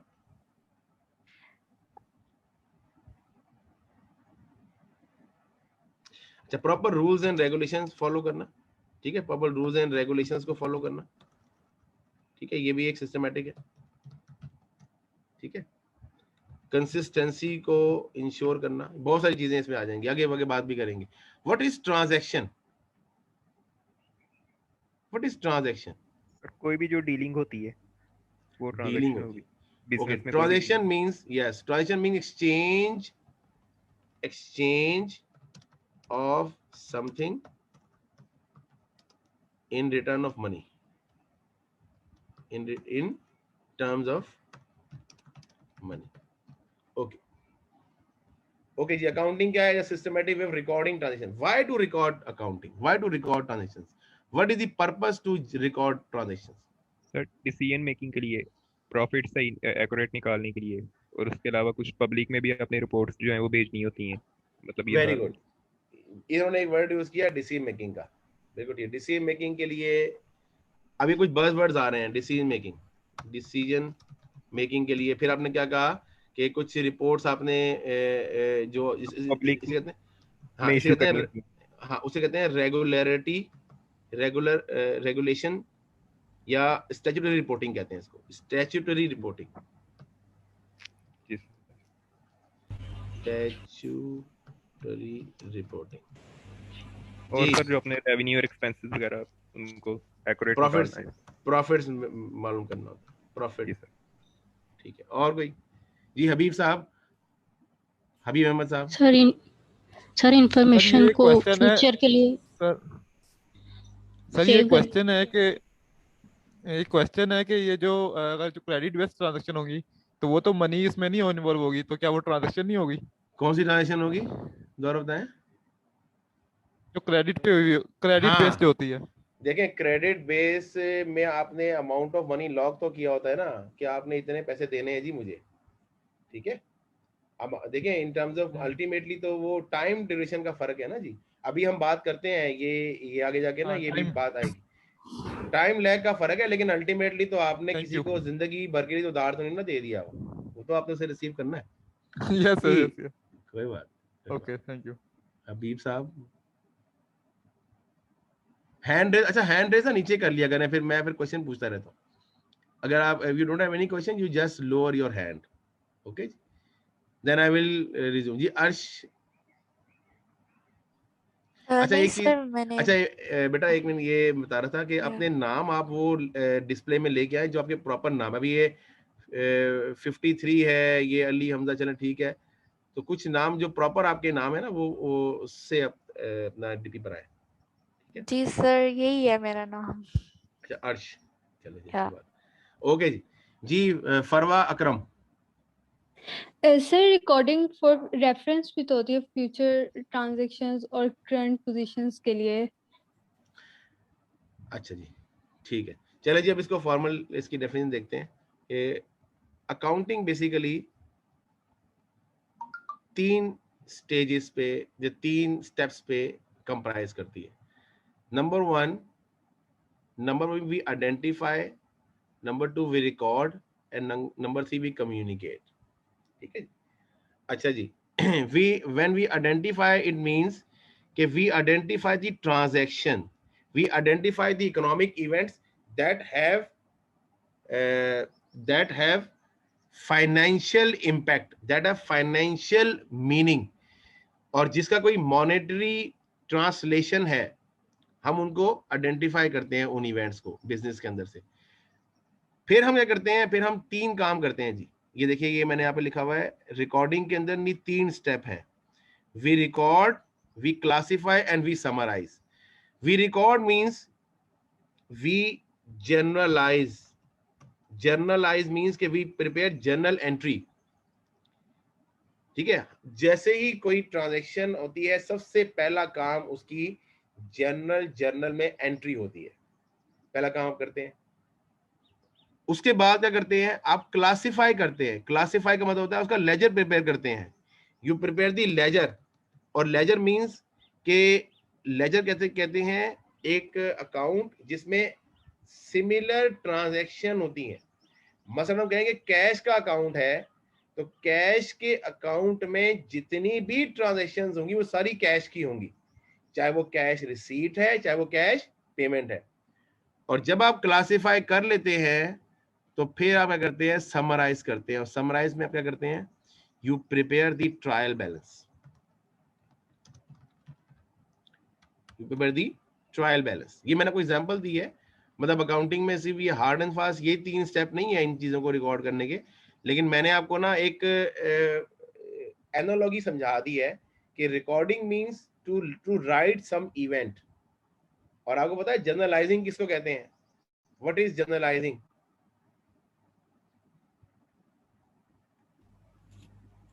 सर एक ट्रांजैक्शन जिस डेट पे होती है उसी डेट पे उसको जो है Yes. रिकॉर्ड करना, क्रोनोलॉजिकल और order. yes, very good. Chronological order means the sequence in which they happen. Transactions are recorded in the sequence in which they occur.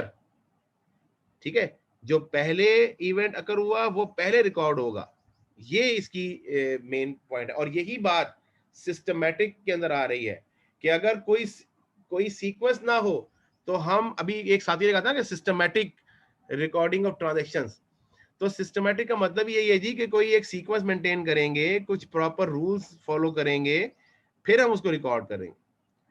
अच्छा, लेजर जब बन गए, लेजर मींस के अकाउंट्स आपने हर एक के बना लिए, जो जो ट्रांजैक्शन रिकॉर्ड हुई है, फिर आप उनको समराइज करते हैं। समराइज का मतलब आप ट्रायल बैलेंस प्रिपेयर करते हैं। और ट्रायल बैलेंस क्या है, what is trial balance? Trial balance is the source, it is the source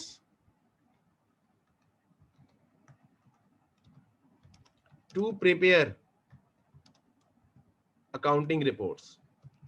अच्छा, यहाँ मैं फाइनेंशियल स्टेटमेंट्स की बात नहीं कर रहा, क्योंकि financial statements is one of the accounting report. यहाँ पे हम अकाउंटिंग की बात कर रहे हैं, फाइनेंशियल अकाउंटिंग की बात नहीं कर रहे।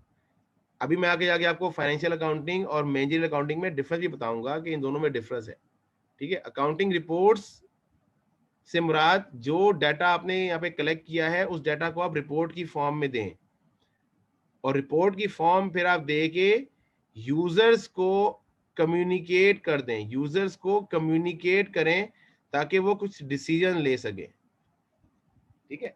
अच्छा, अब डिसीजंस क्या लेने हैं, अब इसके ऊपर बात करते हैं। यहाँ तक कोई कंफ्यूजन तो नहीं है स्लाइड में? वेरी सिंपल, ठीक है, वेरी सिंपल चीज। Okay. Users of accounting information. There are two types of user that use the accounting information. ये जो बात हमने की ना कि ट्रांजेक्शन रिकॉर्ड होती है, उसको क्लासिफाई करते हैं, उसको समराइज करते हैं, फिर उसे अकाउंटिंग रिपोर्ट बनाते हैं। तो ये इस अकाउंटिंग इंफॉर्मेशन के दो यूजर हैं। एक यूजर वो है जो कि एक्सटर्नल यूजर है, it is the external user, और एक यूजर वो है जो कि इंटरनल यूजर है, जो कारोबार के अंदर है। जो एक्सटर्नल यूजर है वो कौन है जी? एक्सटर्नल यूजर की डेफिनेशन क्या है? External user is a user that has some interest in that information. ठीक है, ना तो वो बिजनेस के मामलात को चला रहा है, ना उसका कोई जाती मफाद है, मतलब मफाद से मुराद ये है कि उसके कोई पैसे नहीं लगे हुए उसके ऊपर, ठीक है, या उसका वो कारोबार का ऑनर नहीं है, या वो कारोबार की एक्टिविटी को चला नहीं रहा, ठीक है, लेकिन उसका कोई ना कोई इंटरेस्ट जरूर है। इंटरेस्ट में कौन कौन लोग हैं जी? क्रेडिटर्स एंड फाइनेंशियल इंस्टीट्यूशंस, ये वो लोग हैं जिन्होंने पैसे आपको उधार दिए हुए हैं। इन्हें क्या फैसला करना है जी? इन्हें क्यों इंफॉर्मेशन चाहिए आपकी? सर इसलिए कि वो आपकी बिजनेस की क्रेडिबिलिटी देखते हैं कि ये जो लोन या पैसे हम दे भी रहे हैं ये पे बैक करेंगे या नहीं कर सकते।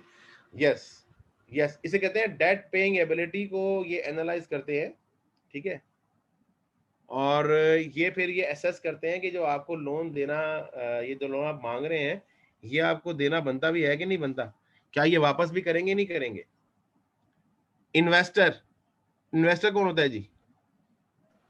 इन्वेस्टर सर वो लोग होते हैं जो आपकी बिजनेस एक्टिविटीज़ में पैसे इन्वेस्ट करते हैं इन टर्म्स ऑफ कि ये बिजनेस ग्रो करेगा और हमें फ्यूचर में प्रॉफिट्स होंगे या हमारी नेटवर्थ इंक्रीज करेगी। कौन सी, क्या इंक्रीज करेगी? बिजनेस की नेटवर्थ इंक्रीज करेगी। ठीक है जी। अच्छा, यासीन साहब के अलावा भी नहीं, शेयर होल्डर इन्वेस्टर में फर्क है जी। शेयर होल्डर और इन्वेस्टर में फर्क होता है। शेयर होल्डर वो है और इन्वेस्टर वो है। इन्वेस्टर वो है जिसने फैसला करना है बी के पैसे लगाएं या ना लगाएं, जबकि शेयर होल्डर पैसे लगा चुका होता है, कारोबार वो शेयर परचेज कर चुका होता है। जी अर्श, आप क्या कह रही हैं? नो सर, मैंने नहीं कहा कुछ। हैंड तो लो कर लेना, आपने हैंड अपर किया हुआ है।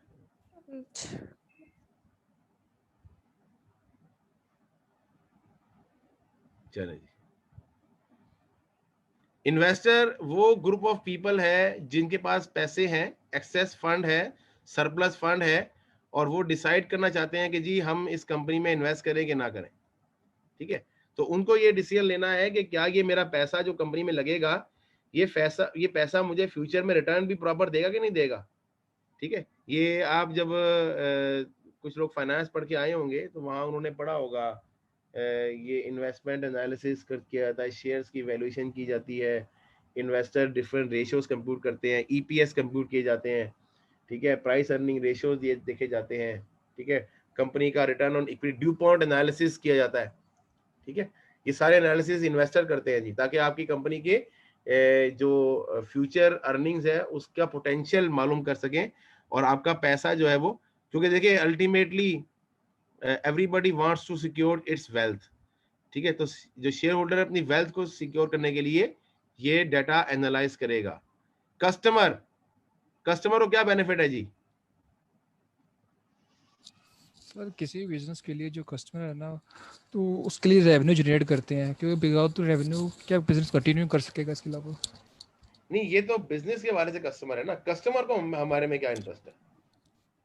कस्टमर को ये होगा ना, हमारे साथ दो होंगे इंटरेस्ट होंगे इसके, कि उसने यहाँ से जो है यहाँ से उसने अपना बिजनेस जनरेट करना है, और उसके बिहाफ पे हमारा बिजनेस जनरेट होगा, और दोनों रेवेन्यू क्रिएट करेंगे। बिल्कुल सही है। कस्टमर जो है, देखें अब इसकी मिसाल लेते हैं। कस्टमर से मुराद, फॉर एग्जांपल अगर मैं बात करूं कि we are the company, we are selling beverages, ठीक है जी, ये पेप्सी कंपनी चले एग्जांपल ले लेते हैं टू बी वेरी स्पेसिफिक, ठीक है। तो पेप्सी कंपनी का जो कस्टमर है वो लेट्स सपोज हम कहते हैं कि KFC है, KFC is the customer of Pepsi company.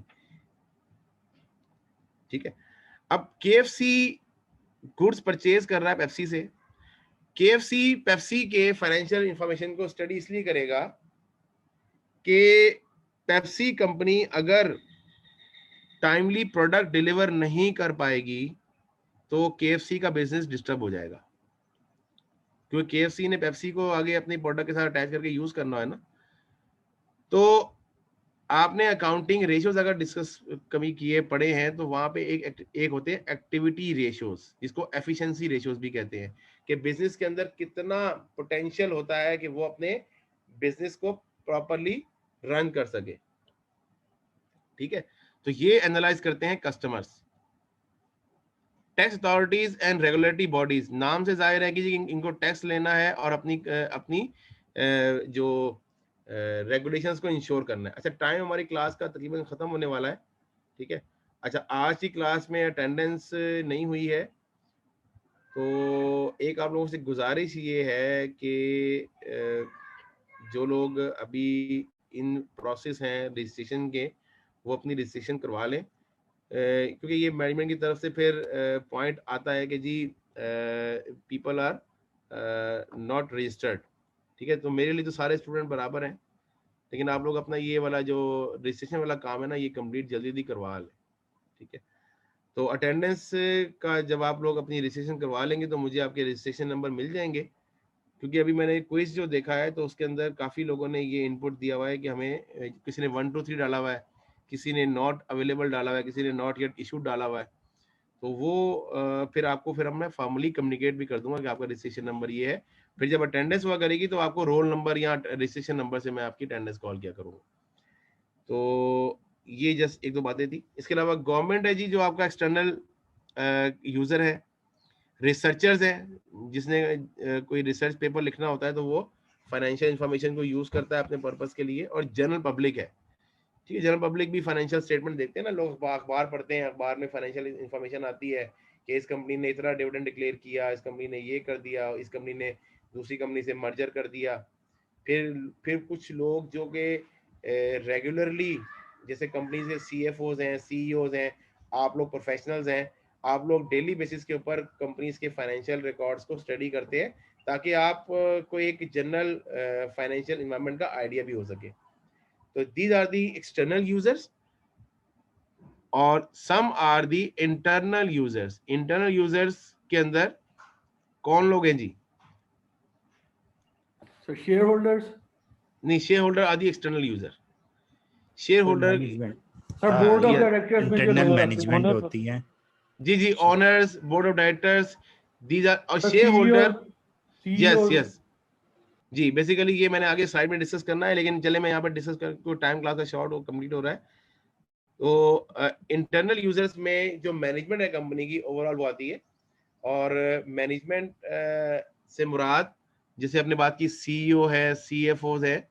ठीक है, अब डिफरेंट एग्जांपल्स हम लेते हैं यहाँ पे कि फॉर एग्जांपल 3 डिपार्टमेंट होते हैं, मार्केटिंग डिपार्टमेंट है, ठीक है, फाइनेंस डिपार्टमेंट है और प्रोडक्शन डिपार्टमेंट है।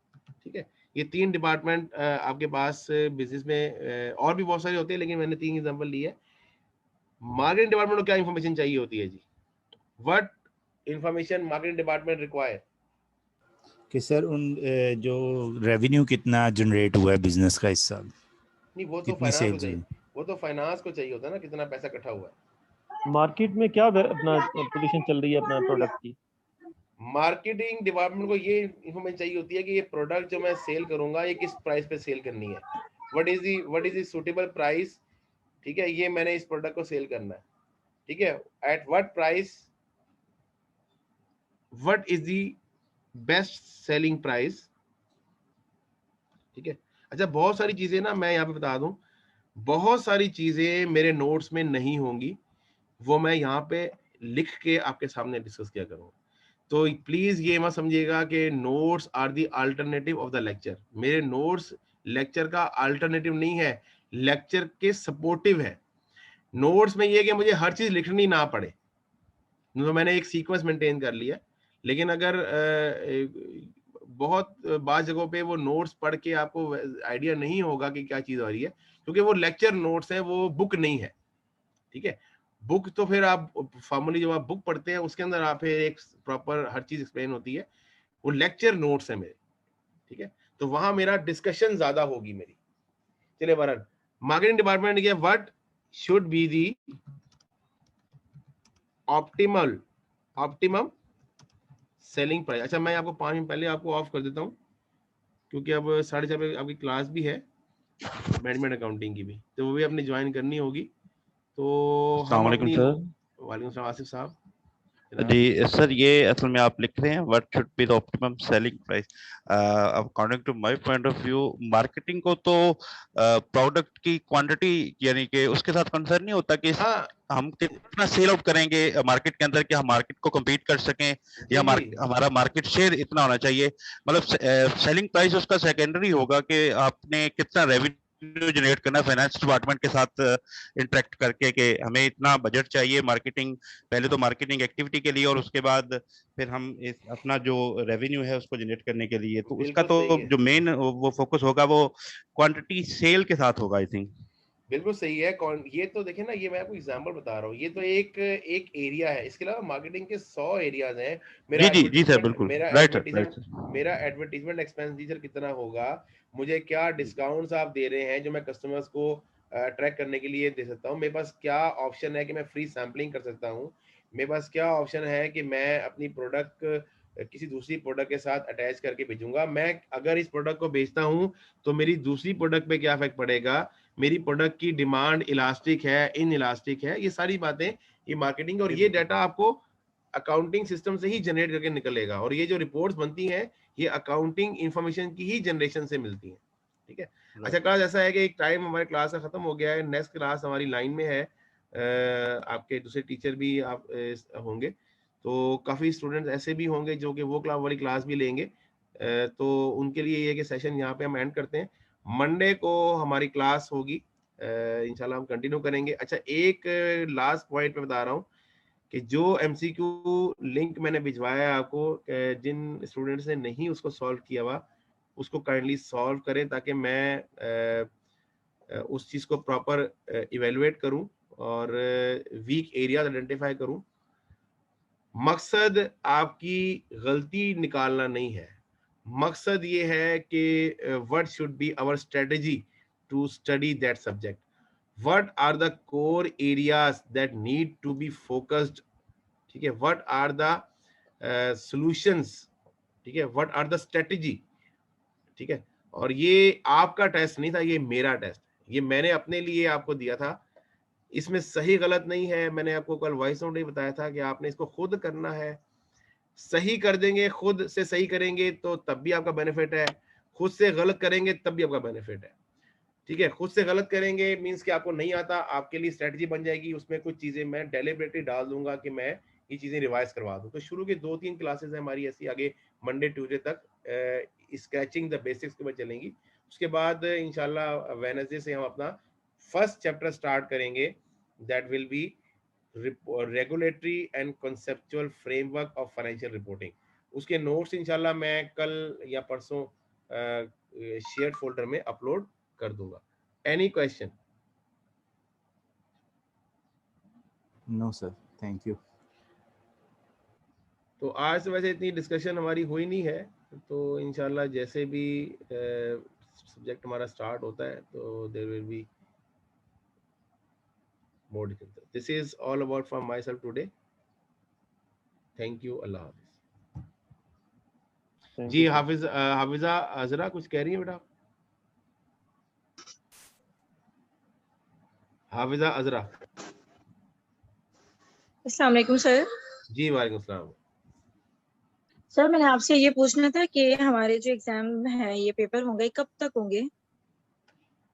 हाँ जी ये 6 महीने में होते हैं जी अभी, लेकिन 6 महीने तो फुल टाइम मुझे नहीं है, लेकिन लेकिन मुझे जो नहीं कैंपस से मालूम हुआ तो वो कह रहे थे कि जून में होंगे।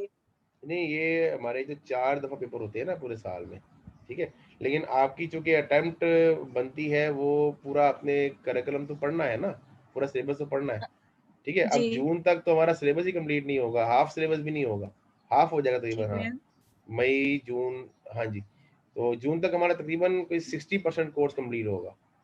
तो फिर जुलाई के मिड में जाके शायद ये बाकी हो जाए, 78 हो जाएगा। तो ये अभी तो हमारा सिलेबस चल रहा है। 90 क्लासेस है जी, 90 क्लासेस, और हफ्ते में ठीक है सर। 5 क्लासेस का मतलब ये है, ये 12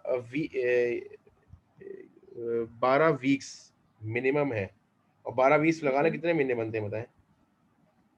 12 से 5 तीन तकरीबन 5 महीने, महीने तो है। नहीं क्यों सर? तीन महीने बनते हैं ना 12 वीक्स। सर 3 महीने। हाँ, लेकिन 3 महीने तो ये तो मिनिमम है ना।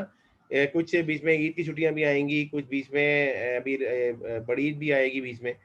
तो कुछ हमारी कुछ बाज़ औक़ात ये जैसे कल क्लास हमारी ऑफ हो गई, तो हम लगाते जी। हैं 4 महीने हमारी ये स्टडी है कम से कम, ठीक है। तो आप साहब लगा ठीक है सर। ये अप्रैल, मई, जून, जुलाई, ये जुलाई के एंड में जाके तकरीबन हमारा कोर्स कंप्लीट होगा इंशाल्लाह, जुलाई के लास्ट वीक में जाके। ठीक है सर, थैंक यू सर। जी, एनीबॉडी एल्स? जिसकी क्लास है दूसरी तो वो लीव कर सकता है। अगर कोई किसी का क्वेश्चन है तो आप पूछ सकते हैं।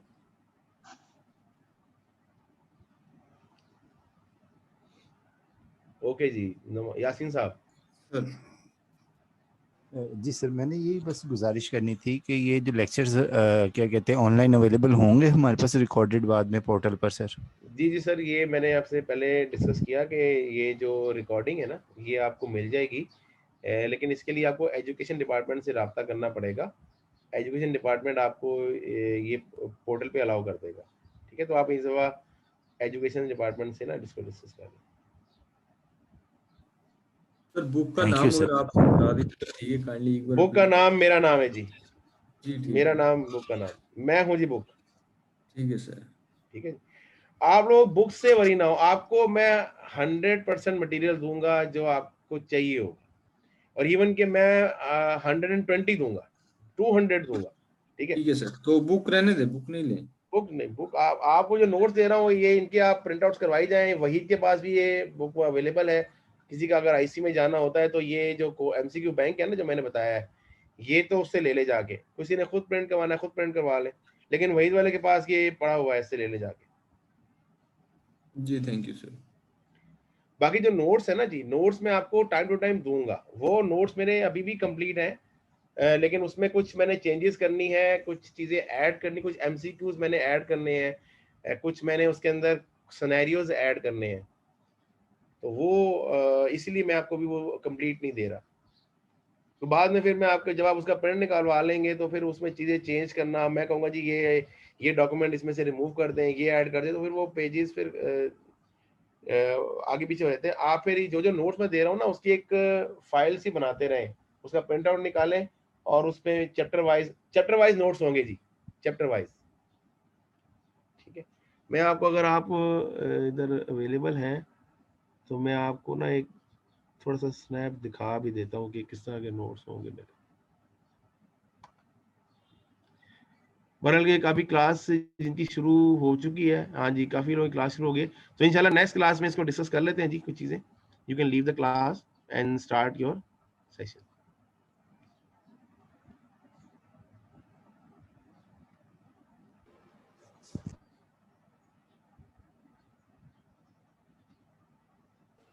ओके सर, अल्लाह हाफिज़। अल्लाह हाफिज़।